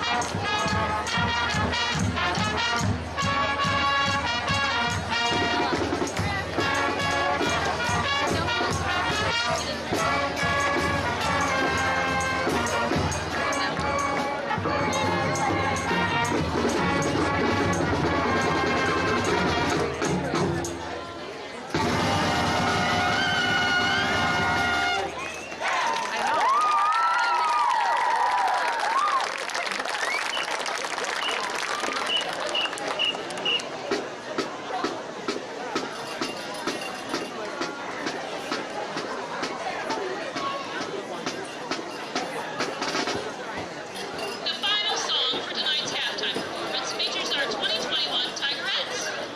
Freshman Grace Hubbard, sophomore Daisy Davis, junior Allie Lunch, and junior Eva Persons. For our closer, the band will be performing a song known for its opening guitar riff. The song was AC/DC's tribute to their former singer, Bon Scott, and is the lead single from their 1980 album with the same title. We hope you enjoy the final performance of our halftime show, Back in Black.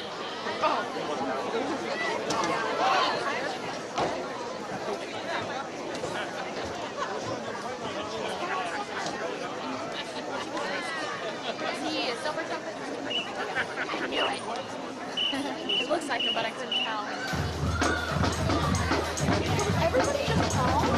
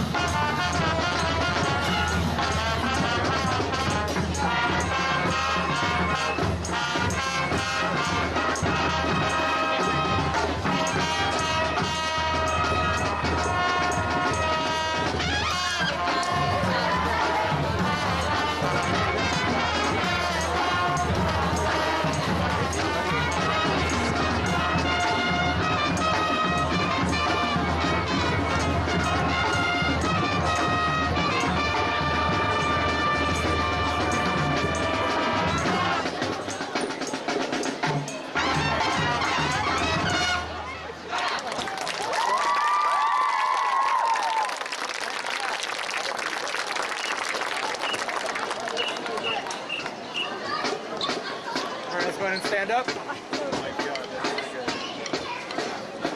And let's start walking around the track this way. Which way? Oh. That way. And one more time, the New Falls Tigers Marching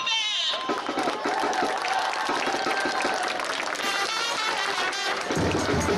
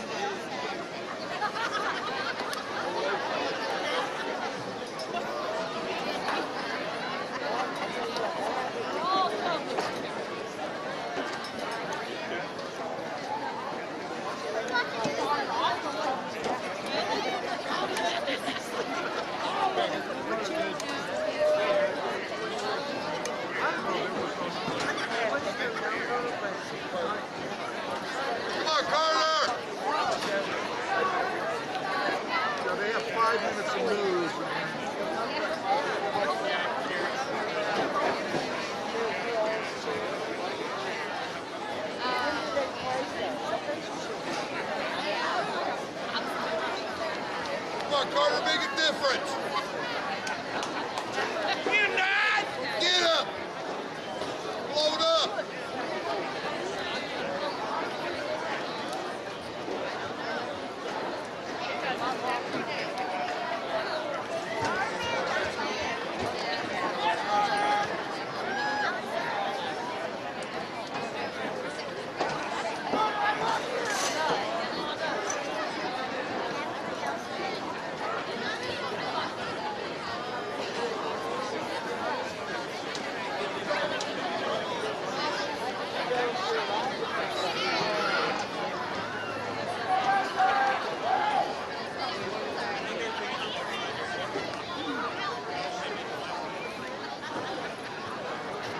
Come on, Carter, sing a song.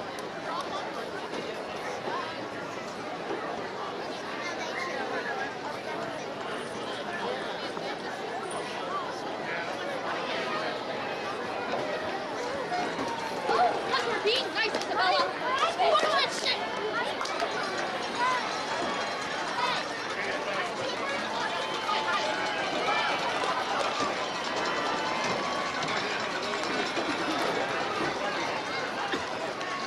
Ladies and gentlemen, a reminder once again that the Newton Falls District Administration has made the wearing of masks optional. The district also strongly recommends socially distancing with non-family members. And welcome back to the broadcast where we have 2 minutes and 22 seconds left until we continue with the second half of this game. As of right now, we have the Newton Falls Tigers 14, the Jackson Milton Blue Jays 3. So, DJ, 2 plays come to my mind in the first half. One, the fumble by Carter Rapsack that took a crazy good bounce right back up into his belly. And he took it to the end zone, 6 points for the Tigers. And then the other play was the touchdown, the seemingly touchdown by Jackson Milton, inches from the goal line, and I believe it was Caden Short came up and put a helmet on the ball, and the kid fumbled, and the Tigers recovered in the end zone. Those 2 plays really were the focus of the first half. Tigers' good fortune, thank goodness. And right now, I can only imagine what the coaches are saying, or what they were saying in the Jackson Milton locker room. I mean, there was opportunities, and they just did not seize them. Newton Falls just came ready for the task, and right now, Tigers are up. But as we were talking about before, Jackson Milton does get the kick.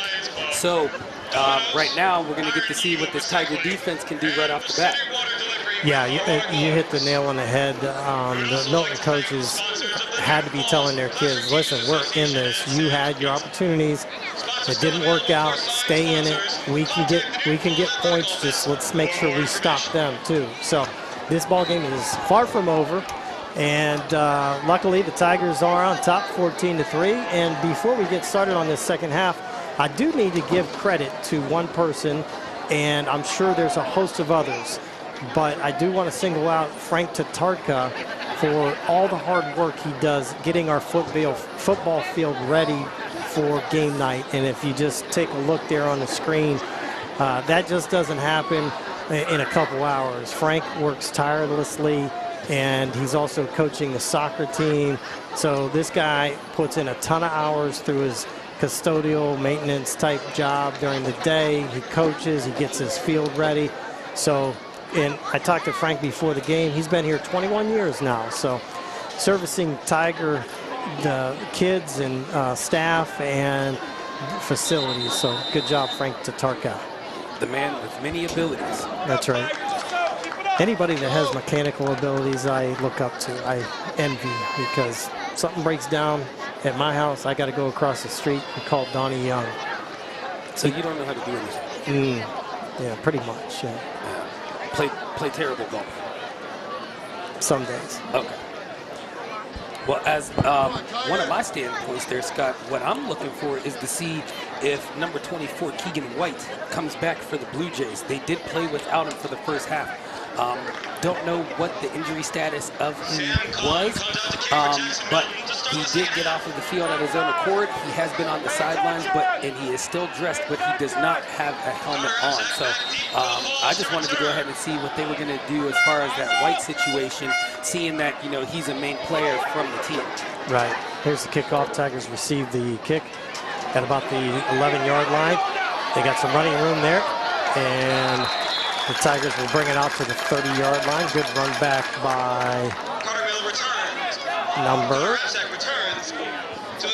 number 2.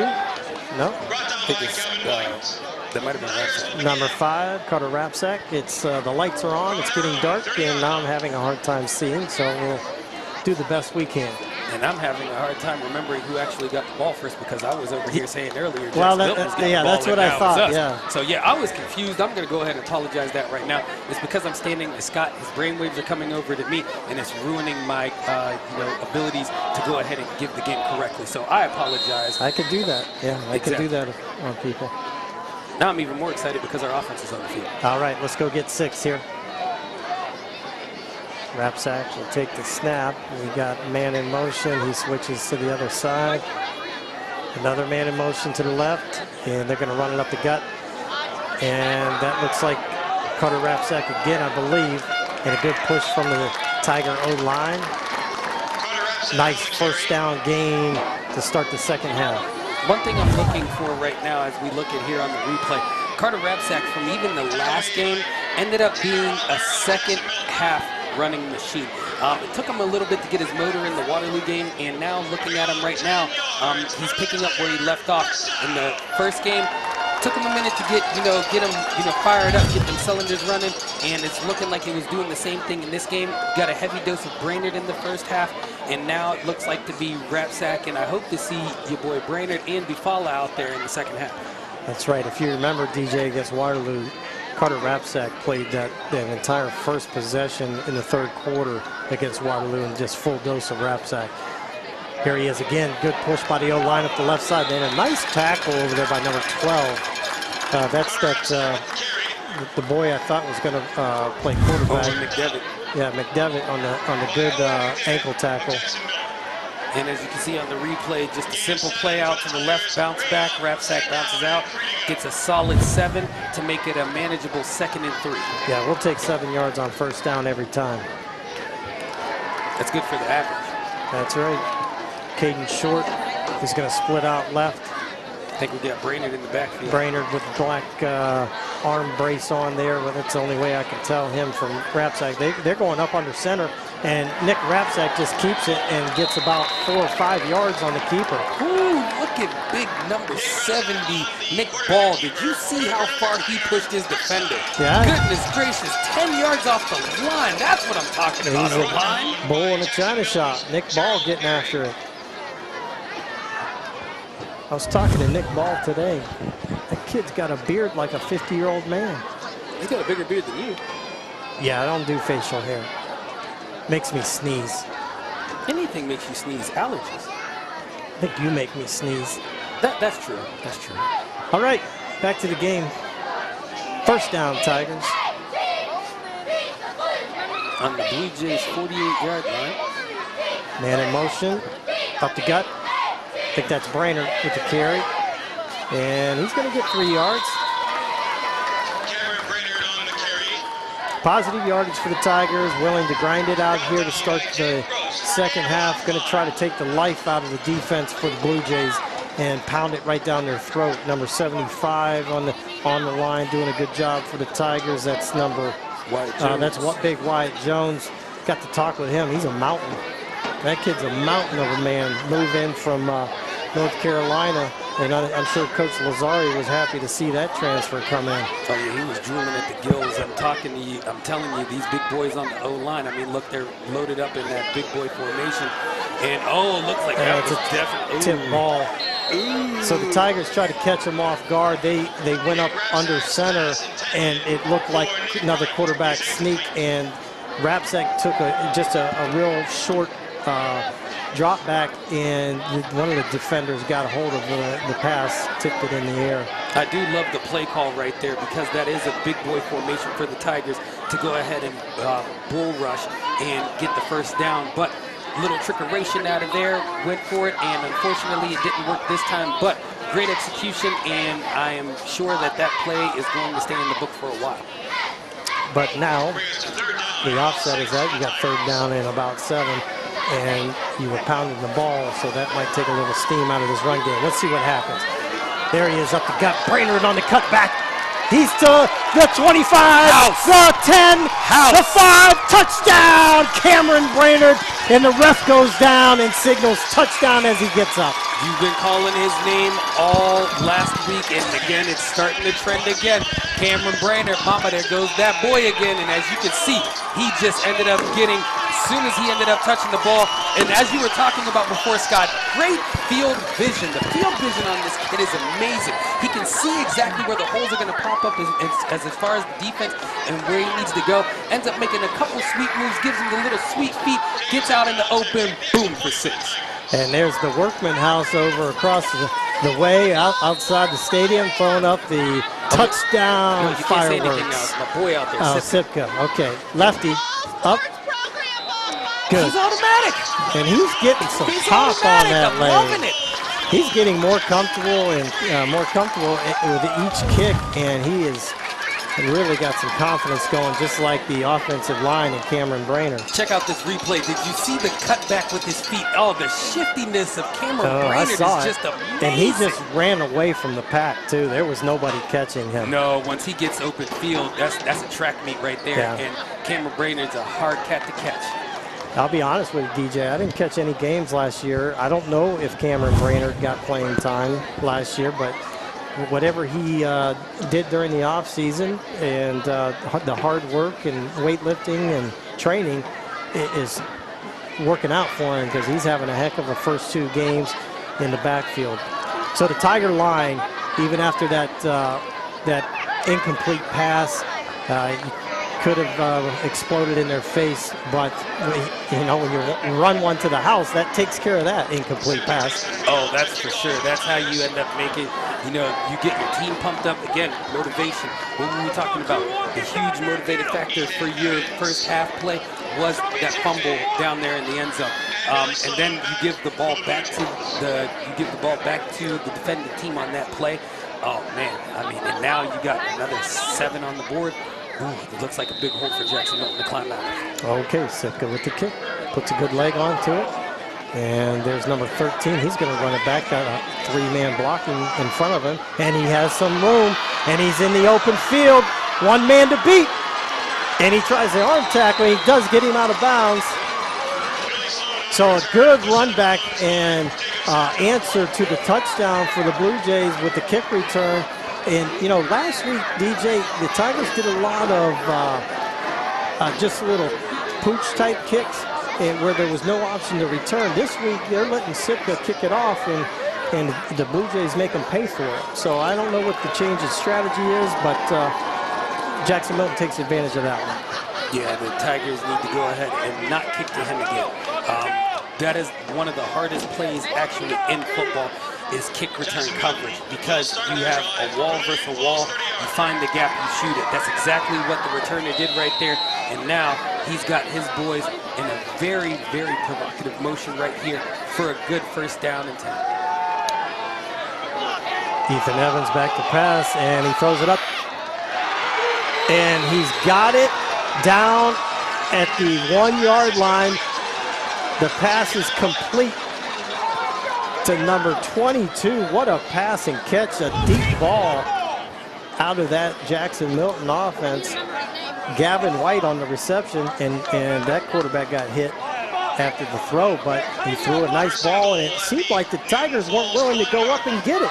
And that's what was very surprising as far as the replay is over here.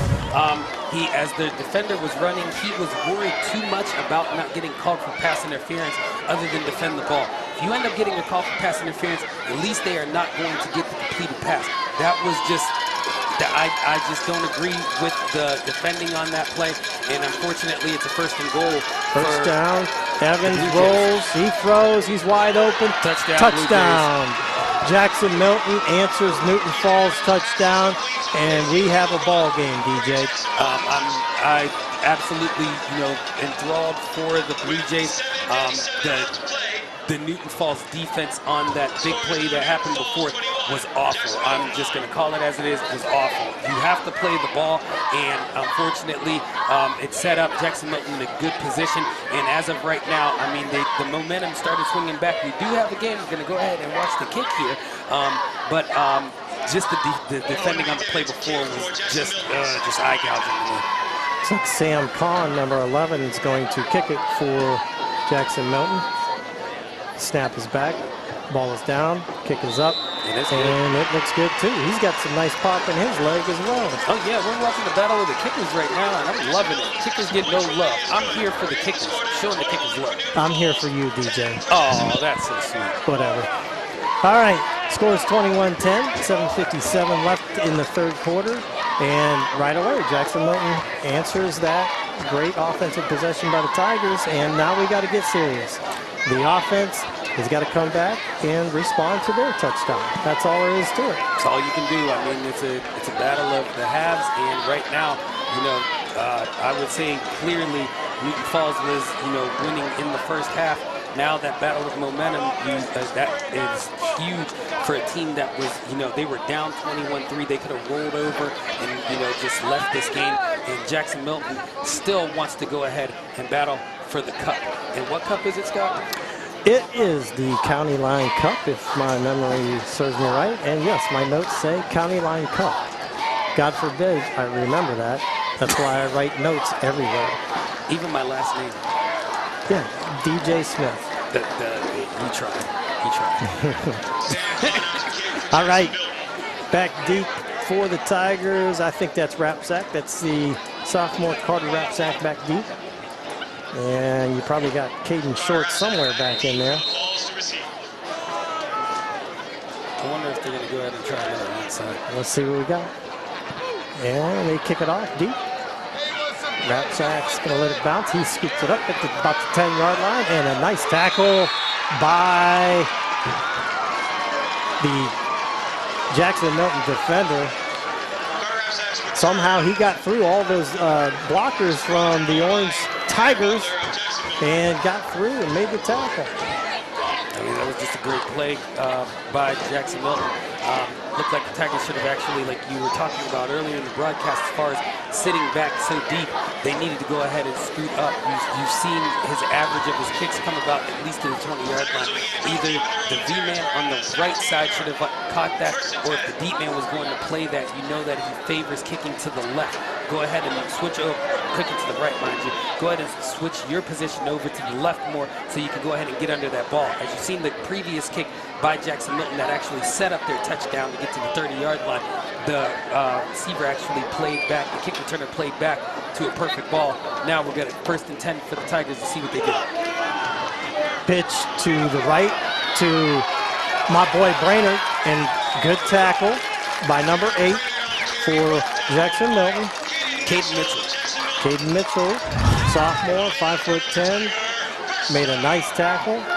I love Brainerd's running ability, just the shiftiness that he has to go ahead, and that was just a solid tackle right there. Love the tackle. But that's a first down. 10, a gain of more than 10 yards, I guess. Ball's on the 29-yard line.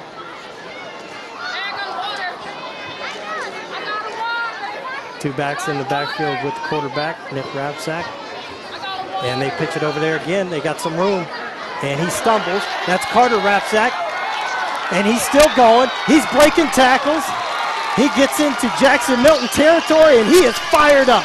That's what I'm talking about. That's what you need right there. Go ahead and get that big boy some yardage. He goes ahead. He eats out there. Get us enough for the first attempt. All right. So both offenses from both teams, they're working and having success against the defense. I don't know if the defenses are just gassed and tired and exhausted with the heat and humidity, but the offense doesn't seem tired. as you see on this replay, Rapsack was just fighting for every yard that he could. And as of right now, great first down. Let's see what Nick has for this. And here we go up the gut again. A good. Oh, there's a flag. And there's another flag. Now listen. Okay. Oh, here we go again. And he's going to get yeah, tagged. they're going to go ahead and throw a flag. Now I don't down. know if they're going to get just the retaliation though. So let's see on the replay what happened. I don't know. We have the Tiger down. So both teams getting after it, intense, aggressive, sometimes crossing the line with the aggressiveness. And the referee will sort it all out. We'll figure out what's going on. We got a Tiger down. DJ, did you see who was down for Newton Falls? Unfortunately, I did not. I was looking at as far as the retaliation plays were going. There's flags all over the field. And this is getting a little chippy now. I know it's a little bit hot out there, but these gentlemen playing this game need to go ahead and just settle down. I understand it's a rivalry game, or to continue, especially for a trophy. But this is the stuff that you do not want to see on the field. Okay, we got.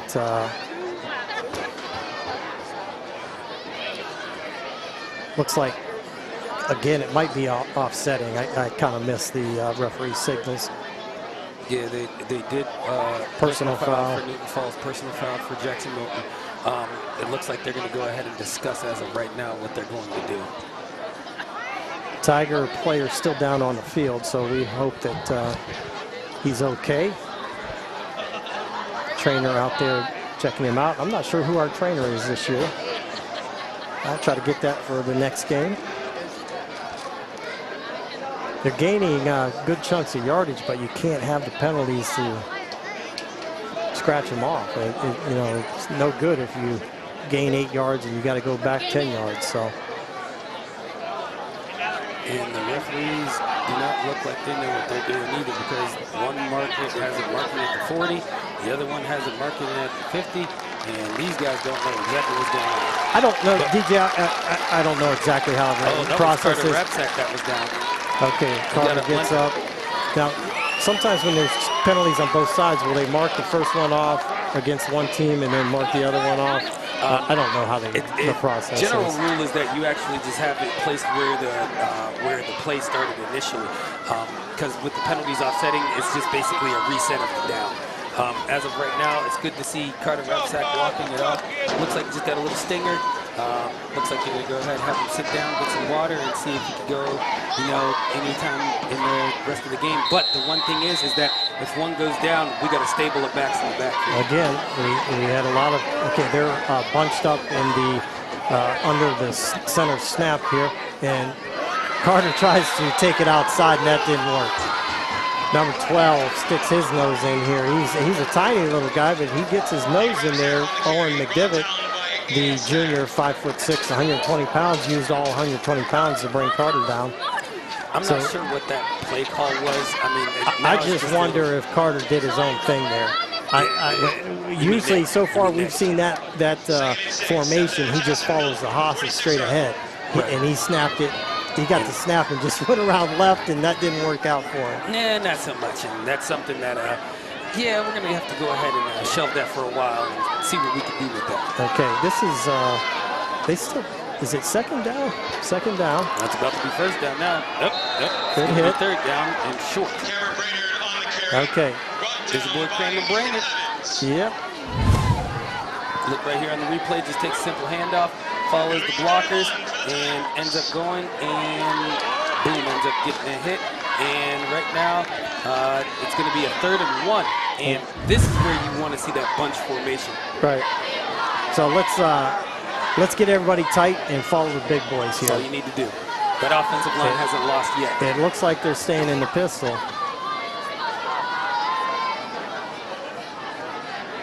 Okay, there's some confusion. Yeah, that's good. Two guys moving at the same time, and that's going to be called back, so I'm not even going to get excited. Yeah, there was confusion between the two wings of who was supposed to be in motion. So Coach Lazari's not going to be happy about that. No, especially when that was guaranteed first down pretty much. And it's going to be 3rd and 8 now. Yeah, can't do that dual motion. Maybe Canadian League or XFL or whatever. Well, XFL's not around anymore. Okay, whatever. But they Let's are coming focus. back, and then Hold on. CFL. Let's focus on the game, all right? Okay, well, no correcting me today. CFL's 3 down. It's no correcting Mr. Kernan Day. It's a national holiday. I didn't know that. I didn't get that in the memo. Now It didn't pop you up do. in the Appalachian. Now you But can do. I correct Mr. Kernan? No, Tom. Just push those dials and buttons and. All right, go ahead, Tom. Well, no, he can because he can cut off your mic. Oh, that's some cold-blooded stuff right there. All right, third down. And Don't about cross the boss, man. 6 yards to go. Man in motion. Straight handoff up the gut to Brainerd. He spins. Spin move. And he's still trying for yards. Number 8 got in there and tried to wrap him up, and he just spun right out of him for a few extra yards. That's going to be a first down Tigers as you see Cameron Brainerd north and south getting behind them blockers. Oh, gets a little block from the from the referee as well. Still cutting through, still wasn't down, gets up and gets enough for the first down. That's a huge play for Newton Falls offense. So John DeFalla comes in the backfield, I believe, to give Brainerd a break. Now is Carter Rapsack still on the bench? He's getting taped up. Wrapped up. There was technically. See, you said wrapped up. Yeah, wrapped up. Rapsack, wrapped up. You get it? Oh, that's a dad joke. No, you did good. You're terrible. I laughed. You're terrible. Nick Rapsack brings it back. Now he's going to run for it. He's got a couple blockers. And first down, gain of about 12 yards. So made something out of nothing. That's exactly what you're talking about.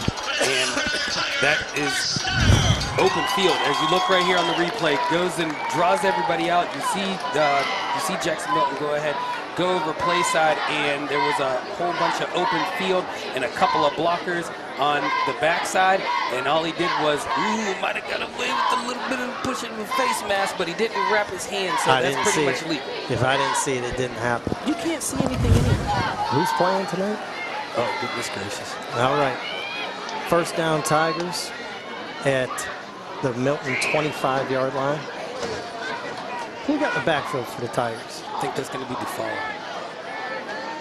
There's a round in, and I'm not sure who that was. Was that Aiden Hatcher? That was Caden Short, actually. Caden Short gets a handoff. Went ahead, and that was a beautiful zone read play as Rapsack, look, getting his hat down. Again, coaches are going to just pull their eyes out when they see their quarterback lead blocking for their running back. Yeah, he wants to get in there. So the receiver, Caden Short, gets an opportunity to get a carry, and he's got good wheels on him. We've seen him chase a few people down in the defensive backfield, and now he gets an opportunity to gain 9 yards. So this is a good opportunity for the offense. Second down and short, you can do just about anything you want here. Let's see if they take a chance at a pass. Let's get the snap, and now it is not second and short. It is 3rd and 6. So that seemed like a good snap. He just didn't handle it that time. Yeah, and it looks like Rapsack right now is talking with one of the referees. And go ahead and let him know something. He didn't like. He probably let him know he dropped the ball. That's what he should have let him know. Yeah, man, you can clearly see that. I mean, everybody could but you. All right, third down. Important third down here. Third down and 5. Good number 88 for the Tigers coming out. Jacob Sitka, he's our kicker. Now we've got, he's a good receiver. He caught a couple balls last week. 11-point difference, 21-10, Tigers on top, and we've ran some clock off here on this possession, so that's a good thing. Rapsack rolls right, and this is no good. And he needs to hold on to the ball, that's all. Okay, so that was, whatever play was designed, it was not supposed to look like that, I can tell you that. No, that would have been one that you want to go ahead and throw away. At that point, you're already outside of the tackle box. It was supposed to be, looks like it was supposed to be quarterback pass. Did not have anything there, and Rapsack tucked it, and he ended up getting off the ground, but looked like there was a little bit more. He grabbed him by the top of the helmet. Not sure if that could have been a penalty or not, but at the same time, we're definitely not liking that. But now we got a 4th and 14.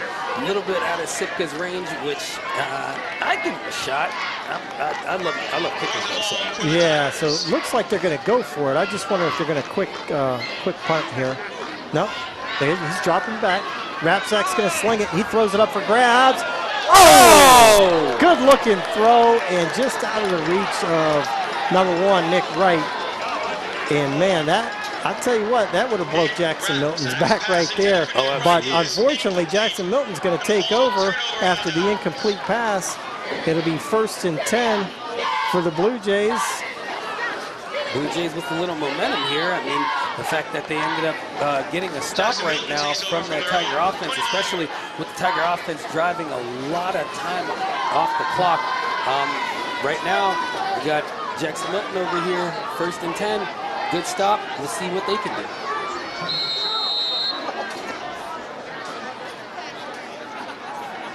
Ethan Evans with 5 wide. Looks to pass. Has a guy. Has a guy open. Oh, he overthrew him, and he was open too. Yeah, he was wide open. I mean, you couldn't get any better than that. Couldn't ask for any more than that. Looks like we got another Tiger man down. That's going to be number 9, Carter Miller. Looks like Carter's cramping up a little bit. Yeah, and with the heat and humidity, that's going to happen. Well, especially late in the game like this, about to be 4th quarter, there's going to be a lot of cramping out on the field. So the trainer comes out, and he's going to stretch him and rub that cramp out.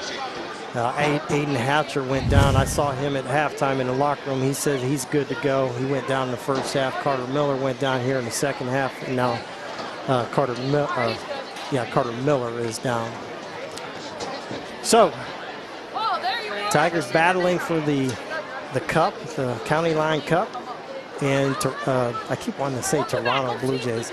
The Jackson Milton Blue Jays are not rolling up and dying here. They're fighting. 21-10, Tigers on top with 23 seconds left. Did you just see that big old bug? Big old what? Bug. Okay, you're going to start hallucinating. There it is. It looks like a hummingbird. Look at that thing. That's your little buddy. No, it looks like somebody that could, You could eat him for dinner. I'm not Bear As you can Grylls. tell, we don't have much information during timeouts or injuries, so we're going to talk about bugs.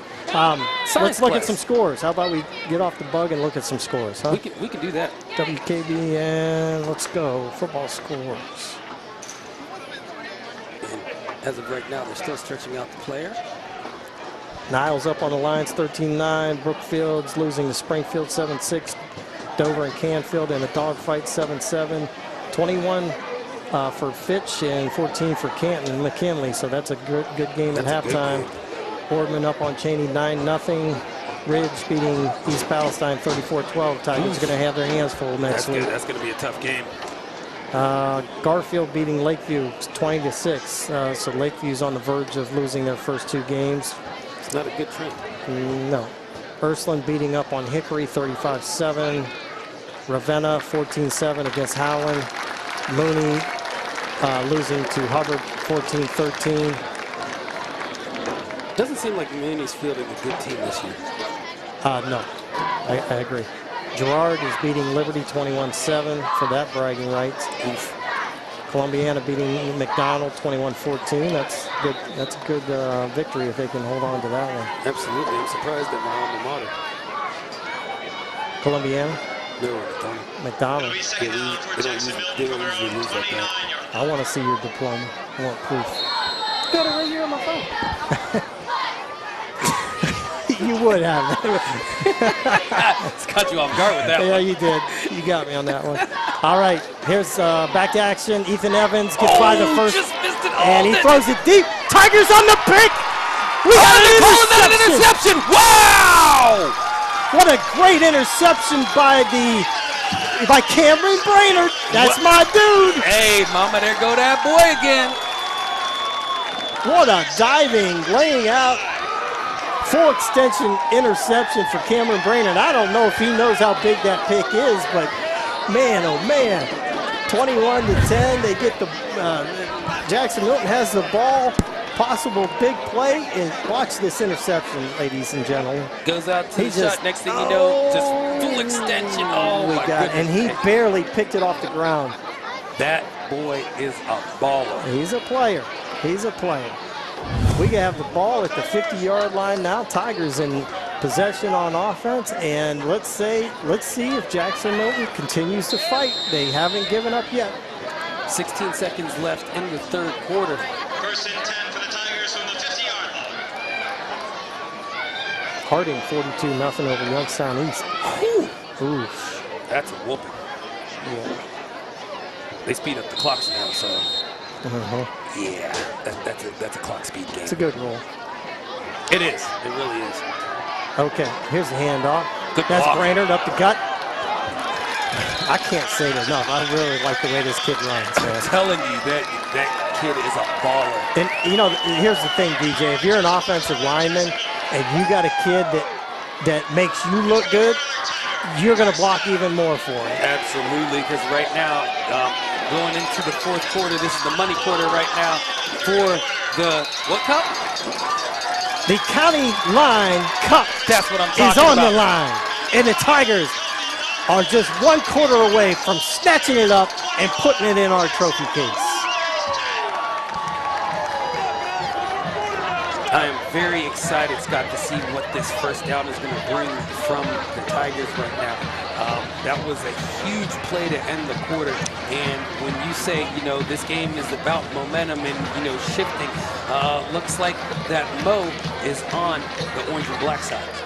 And so far, 3 plays are sticking out to me. You got the fumble picked up by the offensive running back Carter Rapsack for a touchdown. I still don't know You how got that the happened. Milton fumble right at the the inch line. That was huge. That saved 6, and then this interception stands out to me as well. So Cameron Brainerd back-to-back, really solid games, and of course on both sides of the ball, the offensive and defensive line getting it done.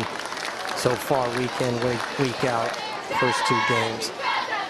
Are we, is it a little bit too early to talk about Brainerd for any kind of, you know, selections as far as, you know, like Big 22 or, you know, anything like that? Yes, it's too early. He's trending, though. I think you're trending with that pink shirt. Hey, man, you know, you can't dress like me. It's okay. Can we It's okay. next delay of game here, let's, next pause in action, let's get some action on DJ's shirt. Up the gut, that's Carter Rapsack. Oh, my He's got a goodness. hole. He's got a block. He's around the left side. He's gone for a touchdown. Woo! Tiger fans up on your feet, even if you're at home. That's a huge play. Great blocking. And boy, you know, listen, I'm high on Cameron Brainerd, but that was a heck of a run by Carter Rapsack. As you're saying, 1-2 punch, back to back. You have Brainerd and Rapsack just coming off of that leg wrap. He wanted to go ahead and show what he could do. As you Let's can see watch in it this again replay. here. Just look at the He's cut. coming off that injury too. Watch Yep. this cut. Whoop! And then that just drives the defensive. Here's another one. Oh, Now it's all speed. oh yeah, you're not Look, going to catch 12 him. has the angle, He and had a he's good not angle. catching him. Just can't catch him. Man, that was Oh, wait, amazing. shh, Oh, my boy my Sipka. bad. Sipka's up. See, I'm telling you, man, you can't be talking. Oh, he to Sipka he kicking. thinned that one. Yeah, exactly, because you were talking. You can't my talk from bad, the boys my out there bad. kicking. I jinxing. didn't know the rules. See, as you have a rule, Okay, we got my new rule. Tom. We got some pause in the action. Can we get DJ's shirt? Don't on be camera. mad about my shirt. Can My we shirt please is very, show this? very appealing I mean, to the staff. I mean, he went out on a limb on this. I went out on a limb. All right, yeah, I See, think you're in good look. position here. See, look at this. It's just, it's Oh, a thing of beauty. Everything It's a thing looks. of beauty. No, this is not fair because everything. There it is. I There's mean, a. just look. Oh, It's a thing my. of beauty. I mean, this guy. Did you This is get that style. shirt when you filled your tank up with gas? No, my fiance got it for me. Thank you very much. Oh, my bad, Tom. Yeah, see, now, see, I told you. Tigers on top 28-10, and now I'd like to see the defense finish this game with no more points, and I'm sure Coach Lazario would like that as well. Is your name Scott Madden? Like, because that was a John Madden comment. Is that your dad? Listen, you hang around me, you're gonna get your chops busted. So Hang around you enough for 48 minutes in this if booth. I'm not busting your chops, I probably don't like you. So you're lucky. All right. Key point. Your boy Zipka Yeah, that's my boy right there. is kicking off. Okay, one thing, do not kick deep. That is one thing. Yeah, we'll see. Exactly. Let's Don't see kick how deep. this goes. Don't kick deep. Cameron Brainerd back out on the field. He does it all. He's out there for special teams. He's out there offense, defense. Utility play. Back deep to receive it for Jackson Milton. Lefty. Oh, okay, there we go. That's what we talked about. That's what, hey, I'll take it. There you go. I'll take it. Now, I'm surprised. Let's see. If it goes out of bounds, DJ, do they get it at the 40? I think it's 35. Okay. Yep. All right. Can we have a little wager? You want to? I don't even know what the answer is, but I'm going to say 40 just to go against you. I'm going to say 35. Okay. If I win, you have to wash my car. If you win, then you have to wash my car. If I win, Then gotta you have to wash wear my another car. pink shirt. All right, Jackson Milton at the 35-yard line. Evans still taking the snaps for the Blue Jays. Trips left, Twins right. Nobody else in the backfield. Oh, good job by the defender. Oh, off the defenders. Off, what is it, Nick Wright? I can't see. Yeah, that was definitely, no, that was John DeFalla right there. Johnny on that tip. DeFalla used his head on that one. Ooh, that should have been a pick. But did you see that lineman? I don't know who it was, but he got his hands up in the air, and that causes the quarterback to have less of a clear vision on the receiver. So that's a great job, good coaching there. Let's see this. That is how you are supposed to do it. And then do not touch the quarterback after that, because a referee is quick to throw a flag on those. That's a hard thing to do as a defender when you're coming 90 miles an hour. And then just try to stop. You see that in the NFL all the time, those guys getting penalties when they whack them late. Okay, ball on the ground. Tigers come up with it. Oh my goodness, this defense Holden is Hansel on gets fire. the fumble recovery. Somebody hit him in the backfield. Let's see if we can watch the replay. Tigers defense coming up big. 2 possessions in a row. We got a limping Tiger over on the field. That is going to be number 9, Carter Miller. Oh, he'll be all right. He's tough. Here, let's see who gets this hit. That's the big boy. One of the defensive linemen, that's Carter Miller. Yeah, Carter Miller got the hit, caused the fumble, and there you go. Tigers ball again. 28-10, 11:34 left in the fourth, and you know Coach Lazari's going to grind it out now. Oh, yeah, this ball is on the ground. I mean, you got that 1-2 punch in the backfield. You would be crazy not to go ahead and hand it There's off. Brainerd up the left side and gets 5-6 yards after contact. He had number 30, the quarterback, Ethan Evans, come up and hit him, and Brainerd just ran right through him for 5 more yards. Let's watch this. You have to go ahead and just hand the ball off. This is the hot hands. Boom. This is hot hands right here. I mean, they're breaking tackles. They are showing momentum like it's just crazy. As of right now, just keep the ball on the ground. The big uglies up front are going to do their job, and your skill positions are just having a field day as of right now. Right now, it's that bend but don't break method for for Jackson Milton. But right now, it's really hanging on by a thread. Big uglies. Those are somebody's babies, man. But you're a lineman. That's what you're supposed to be called. Okay. I was a lineman. All right. Oh, he coughed there's it. a fumble. Oh, I think Jackson Milton's going to come up with that ball. I think Jackson Milton got that one.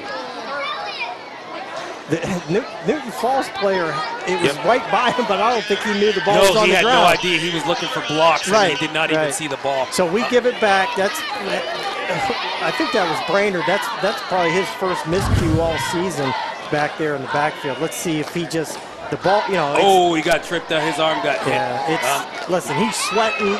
There's humidity. Yes, it's easy to let that pigskin get out of his hands. And that ball is wet, and you have to hold it high and tight. And unfortunately, if it starts getting to be a loaf of bread, it's going to come flying out, which it did.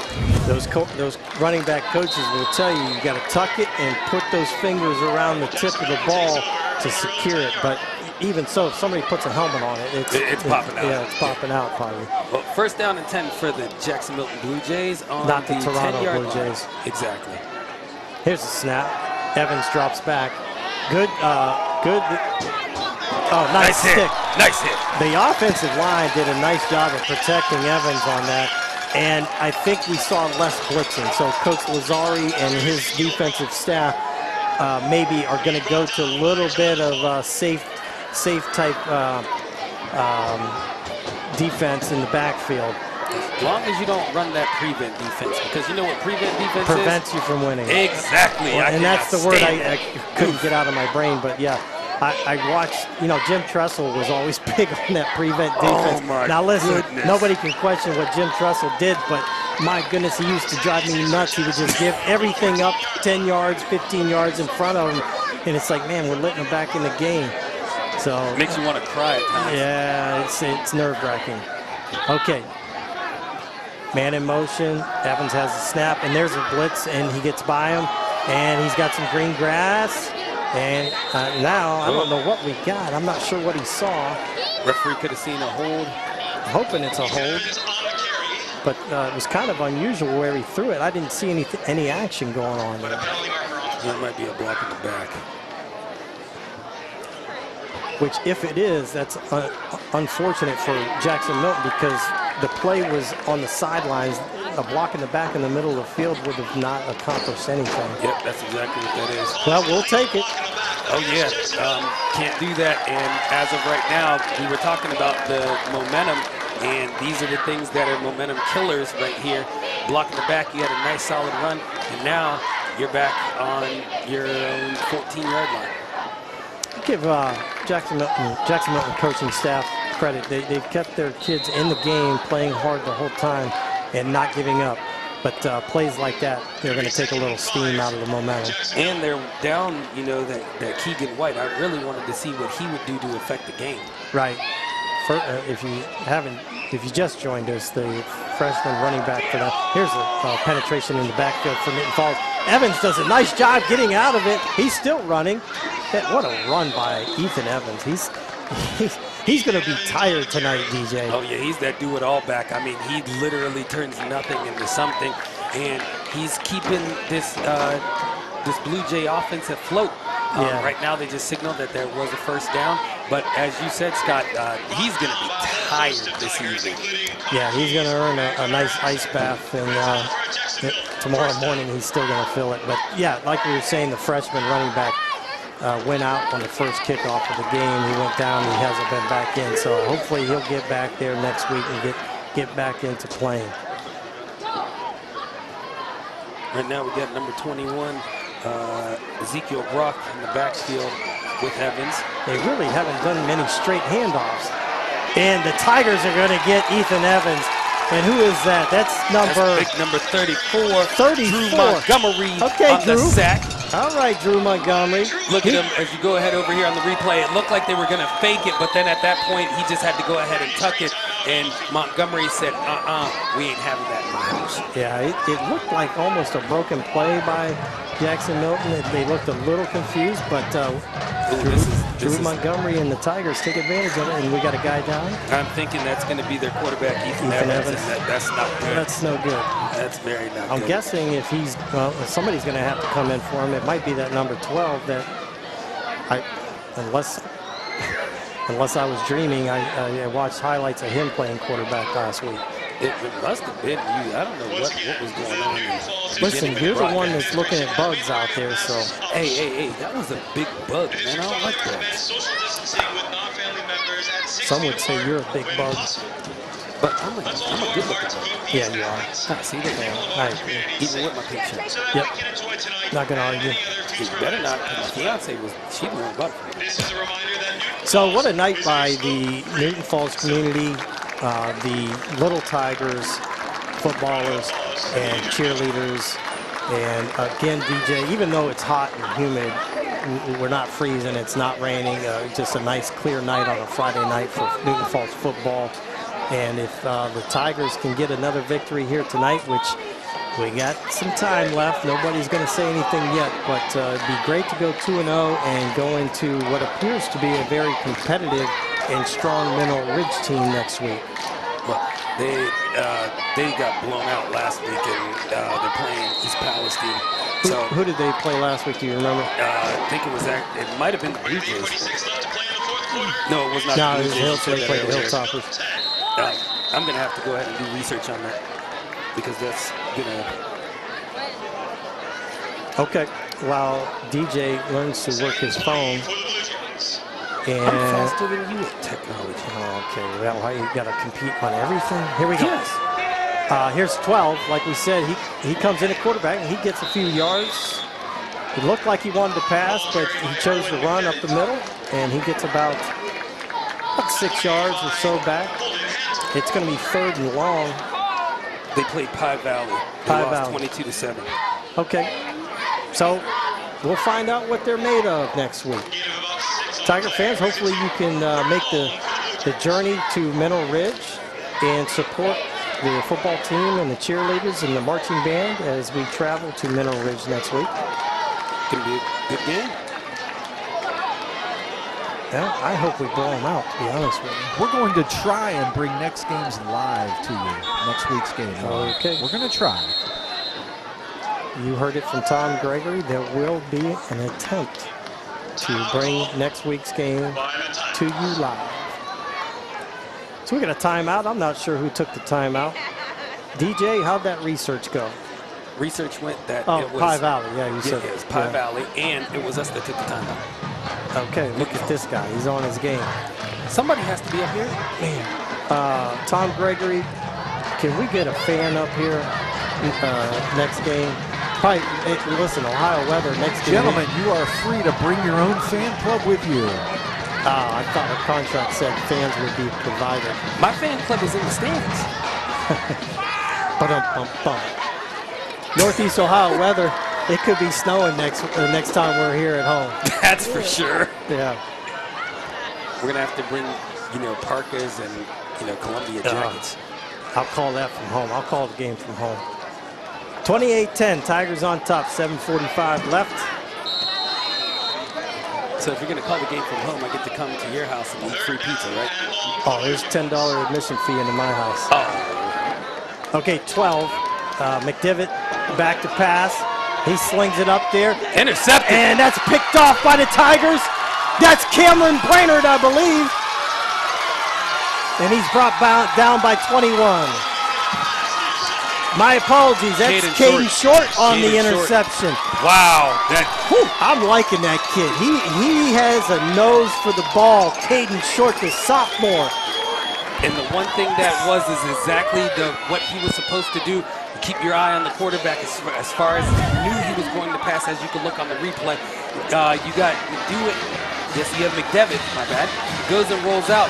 He makes the play, winds it up, and Caden Short said, "Bring it home to Papa," because he eyed that thing way in. Looked like the ball was short.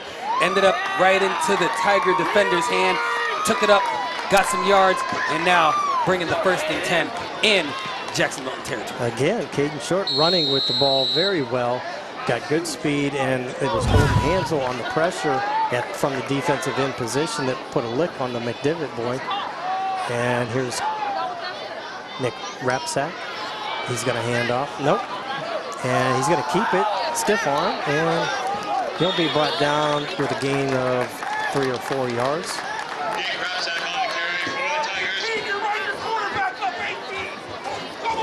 Looked like a little zone read play, and he chose to keep it for himself. As you can see on the replay, I do like the fact, look at the stiff arm. Just went ahead and, pushed him out a little bit, and that's what you need to do. Just go ahead and get him, just shake up his equilibrium or something. Yeah, that's what he did. So that's not his throwing hand. I just hate to see some fingers get in one of those face masks, and next thing you know, he's not able to sling that ball around. So Had that happen before. Now we got a timeout by the Blue Jays, and Scott is not paying attention again. yeah, my attention deficit's getting after me right now. So focus. Tigers on top, 28-10. Just under 7 minutes left in the ball game. And Holden Hansel's been active tonight. Now he's had a couple of plays where he's been involved in some scuffs. And I coached him in junior high basketball. I can see that happening with him. He's aggressive. He's not going to back down from anybody. Except for Coach Lazari. Yeah, That's a big dude. Yeah, he'll put him on the bench if he does too much of that. So And that's what you don't want to do. You don't want to be in the eyes of the coaches because of, things off the field, you know, as far as that. DJ, we talked about this last week. In recent years, our team has had a kind of a bad history of too many penalties and too many personal fouls and things of that nature. And so far, so good. Today was a little bit over the top, maybe once or twice, but you're going to have that. It's an aggressive sport. You're going to have those moments where your emotions get the best of you. But so far, so good under Coach Lazari this time around. And here's a handoff. That looks like Brainerd running the ball. He breaks the tackle to the 4-yard line. He is carrying guys now. Brainerd is a machine. I don't know how many yards he has, but he's getting chunks of yardage every time he touches it. It legitimately is. This was the wrap sack replay. But going back to the play that just happened, just a simple, dive in the 2-gap, see what you got as far as blocking, and take off. And Brainerd has been mastering that as of this game. Right now, we got a 1st and goal from the 4-yard line. This is a lot of pressure on that Blue Jay defense.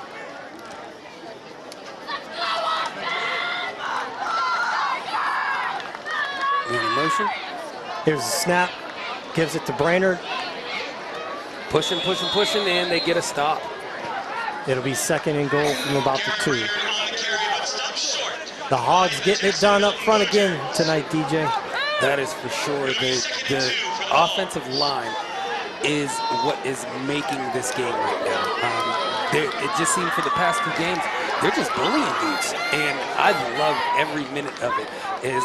Coach Lazari is a lineman kind of guy, and you go as far as your linemen take you. Your skill position looks good because of what your first line of defense is, which is, like I said earlier, the big uglies on the O-line.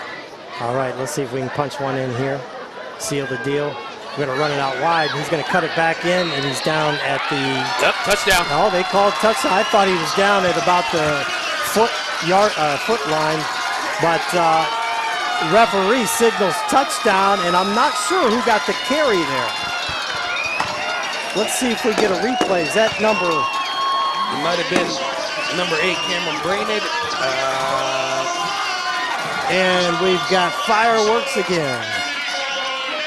Tom, there's a replay. Let's see. That's number 2, Keegan Short. Hey, he got the pick. Let him go ahead and get in for 6. And congratulations to Keegan Short getting, I believe that's his first touchdown this season. Be quiet. Everybody be quiet. Yes, my boy Sitka's on the field. They're going to go ahead and call a timeout. Oh, yes. Trying to ice him. Yep, 34 to 10. 34 to 10 ice. I don't know what the strategy here is, Scott. That's all right. We're not going to judge at this point. So the Tigers apparently going to go on and get that 2nd victory tonight. And there's the Milton coach is out on the field. I'm not sure. Hey, Scott. Yes. Are we ready for a Gregory Films game prediction? Absolutely. I can't wait. Newton Falls is going to win this game. Oh, my. Once again, Tom Gregory going out on a limb and saying the Tigers will seal the deal with a victory tonight. He's something else. His percentage in basketball was amazing on just picking the right picks. Yeah, I have a perfect record for the basketball season. Yeah. I'm a football alum, so I never give predictions at the end of games. Well, listen, his predictions are like, with 5 seconds left, up 20. Okay, now that's different. 5 seconds up 20, cool. 5:12 is a long time. That's a lot of time, so that's why I had to be quiet on that. All right. Because it's not my prediction, but it's out there on the field. Tom, we got to give credit to the Tiger Den Pizza and their support of our production and taping of the games. And once again, great pizza tonight. I got my pepperoni, green pepper. Oh, shh. Oh, my boy. Oh, man. You cut me off talking about pizza? Really? Is Sipka's that important? Absolutely, because watch. It's beautiful. No, that was not beautiful. That was not beautiful. It was because through. you were talking again. Okay. Now talk about Sipka does it again. Perfect for the season on extra points. And back to Tiger Den Pizza, pepperoni, green pepper, and I believe the other one was pepperoni and sausage. Fantastic. Tiger Den Pizza, great job. Get your pizza tonight after this Tiger victory. Absolutely. It's the building with the coolest mural, almost, arguably in town, because there's a couple of murals that are some of my favorites. We got it going here in Tiger Town. That's another thing I'm not any good at. What's that? Art. I can do a stick man, maybe. I think it'll He'd be probably have one leg. The squiggly line man. All right, 5:12 left. Tigers take a commanding lead, 35-10. Let's get some scores while we wait for the kickoff. I'm going to predict that the Harding game is still a blowout. That's a Tom Gregory pick right there. 42-0. Hey. Oh, my bad, Tom. My bad. Oh, let's see. That's a good score. South Range beating up on the U School. South Range got a perennially good They squad. got some good athletes over there. Poland 21-13 on Louisville. Columbiana still 21-14. That looks like it hasn't been updated. Squib kick down at the 40 for Jackson Milton.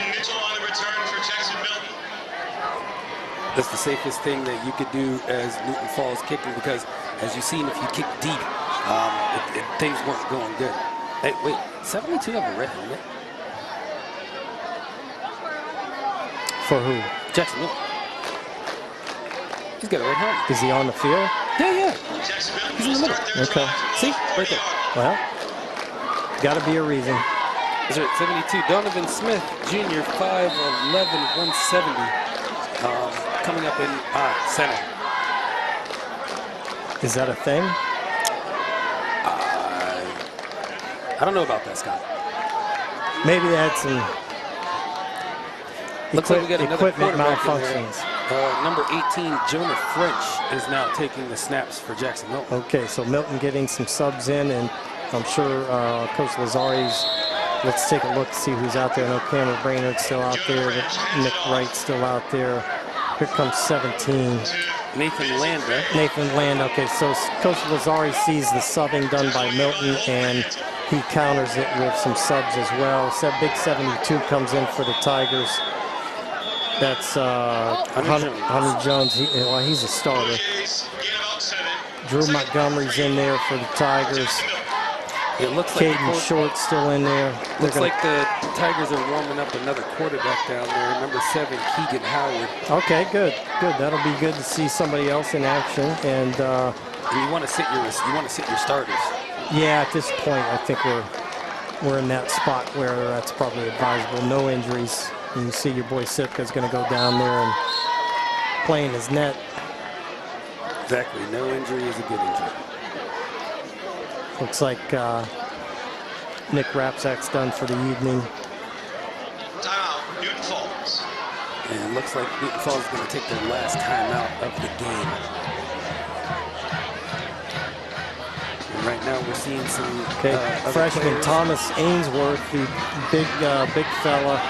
Freshman Thomas Ainsworth, standing 6'5" as a freshman, getting in there on the line. See what he can do. Let's get some more numbers. 58. Nick Henley into the ball game for the Tigers. I think Riley White is in there for the Tigers. Number 7, cornerback. Keegan Howard's in there. There's a snap. Roll left by number 18. Intercepted. And there's an interception again for the Tigers. Woo! And you talk about happy right now. This second group's all pumped up. Let's see who got it. Number 14? Yeah, that was number 14. Nolan Kane. Oh, Nolan Kane. That's 2 games in a row he's came up big. Last week he had a huge, just a real nice hit.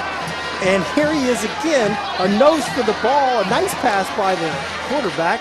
But Nolan Kane fights on it. He hopped the route. That's exactly what you're supposed to do. Great job by Nolan Kane. I'm really impressed with him so far in both games. That is huge Good for the him. Tigers. How many interceptions is that today? 3? I think that's 3. 3 interceptions by the Tigers. And here comes the second unit for the Tigers. And I believe we might see Keegan Howard, who is warming up, but I'm not 100% sure at quarterback. So let's see what we got. We got number 18, Nick Moss, out there. He is... Okay, 18? Yep. Okay, then I think he's going to be the quarterback. Nick Moss. He is going to be the quarterback. Yeah, I believe he's a sophomore this year. Yes. And who's in the backfield? Is that our boy DeFalla? It might be... number 6? Gage Ferris. Okay. Let's see what Mr. Ferris and Mr. Moss can do here.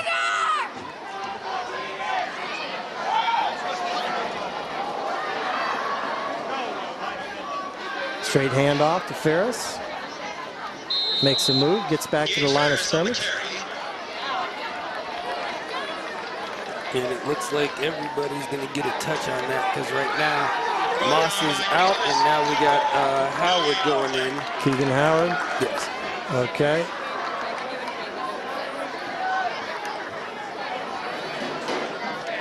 And he's a freshman getting some varsity time. Good for him. It's good to see all of the Newton Falls quarterbacks going in and getting some practice time. It looks like they're going to run a 2-quarterback system right now. There's motion. Howard handoff. And I'm not sure who got that carry. Let's see. That's number 6 again. Gage Ferris. Yeah, it looks like they're running a 2-quarterback system right now between the sophomore and the freshman. Nick Moss back in. Tigers content running the ball, letting the clock tick.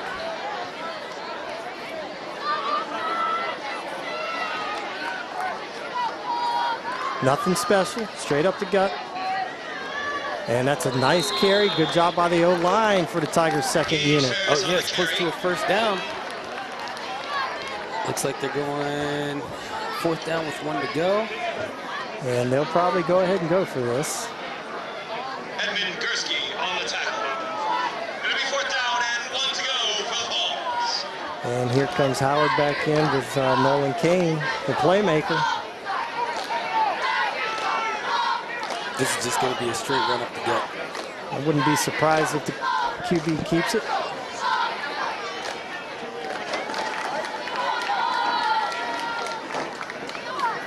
Surprised they're not in a bunch formation. He hands it off. Good push up front. He he's bounces got it a hole. out. Trying to get around in. He holds on to it. There we go. There we go. Gage Ferris Big with some first nice down. yards. Huge first down right there. For him, he showed some explosion there. Look at it getting out there. Now, I'd like to see him transfer that ball to the left side. Yes, that would be one thing that the coaches are going to say, hey, you know, it's okay. We're playing, you know, we're playing some scrub time right now. And anybody else. It's just the fact that everything, you know, is pretty much done. 25. Just a phrase.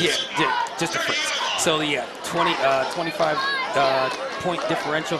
You want to see, you know, some things by your underclassmen to go ahead and show that, you know, they're ready for the next level if they are ready to call up, because this time actually does mean a lot. And the fact that when you go ahead and you have, you know, players that are out, it's next man up mentality, and this is what coach is doing right now, is getting that next man up mentality, because if you remember a couple years ago, Ivan Howard went down, and there was a couple problems that they were having with the quarterback play. And seeing what Coach Lazzari is doing right now, getting both of his quarterbacks that are under wraps at some exposure, go ahead and see him in game time, because practice is one thing, game time is totally different. Absolutely. All these men on the line and receivers are all getting quality time here. That's good. Keegan Howard's going to keep it. He's going to bust it out to the right side. Breaks the tackle. Continues to run hard. And he gets it down to about the 12-yard line. Good run. Good hole by the O-line. And that fires the big fellas up, too. Now, with a minute 10. Gentlemen in the booth, I have a question for you. Yes, sir. Are we having a trophy presentation after the game? I wouldn't be surprised if they take the cup out on the field, you know, and hoist it up there a little bit. I don't know that for sure, though. Good question. Well, if they do, we'll stay with it. Okay. That sounds like something that we would do. First and 10 for the Falls. Because from the you win the Jackson trophy. 14. You win the cup. I got What cup is it, though? It's the County Line Cup. That's just got to make sure that keeping you sharp, man. I got Keeping you. sharp. I got you. Here's a handoff. Here's a hole. He's going to bust it out to the left. Nice tackle by 23. Oh, that looks like, I don't know, but it might be a hold. Might be a hold against Newton Falls. Okay. That's Yeah. all right. That's all right. Ref is signaling hold. So here, if you're Coach Lazari, I know you got the second unit in. Do you let them score or do you take a knee? As of right now, you just want your players to get out of the game. Just go ahead and take a knee. You know, it's not as for, you know, it's showing humility in the game. You don't want to blow up blow up the score to make it look good or anything like that. So let me play devil's advocate with you. These are both second units out there, and don't they have a right to compete and, you know, get a touchdown You're absolutely or right. even I on see defense get a stop? I see it from both sides. Sure, One right. thing that you do see, though, is if you are the opposing team on the other side, you are going to see the same thing. So you're going to go ahead, and if you were to say, for instance, the Middle Ridge game next week, they see that they're coming up, blowing up the score on, an injured, as you can see, Jackson Milton squad, because one of their star players did not play this game. Who's to say that they won't do the same thing, if Middle Ridge happens to, compete at a high level, and, the worst thing that could happen for the Tigers would be a loss. So I think they're just going to go ahead, sit this out. We got 3 seconds, and right now, game is over. So all right, that was the a great Tigers win. get a victory tonight against the Jackson Milton Blue Jays to win the County Line Cup. First year 35-10, Tigers on top. And next week, the Tigers will travel to Middle Ridge to take on the Rams and what should be a very good competitive football game next week. It should be. This is actually a game that does have implications in the division because both schools are D5, and this is a regional game coming up next week. So there's a lot on the line, especially for going into the playoffs. If once you start looking down the line as far as playoff seeding, that is a huge game for these Newton Falls Tigers.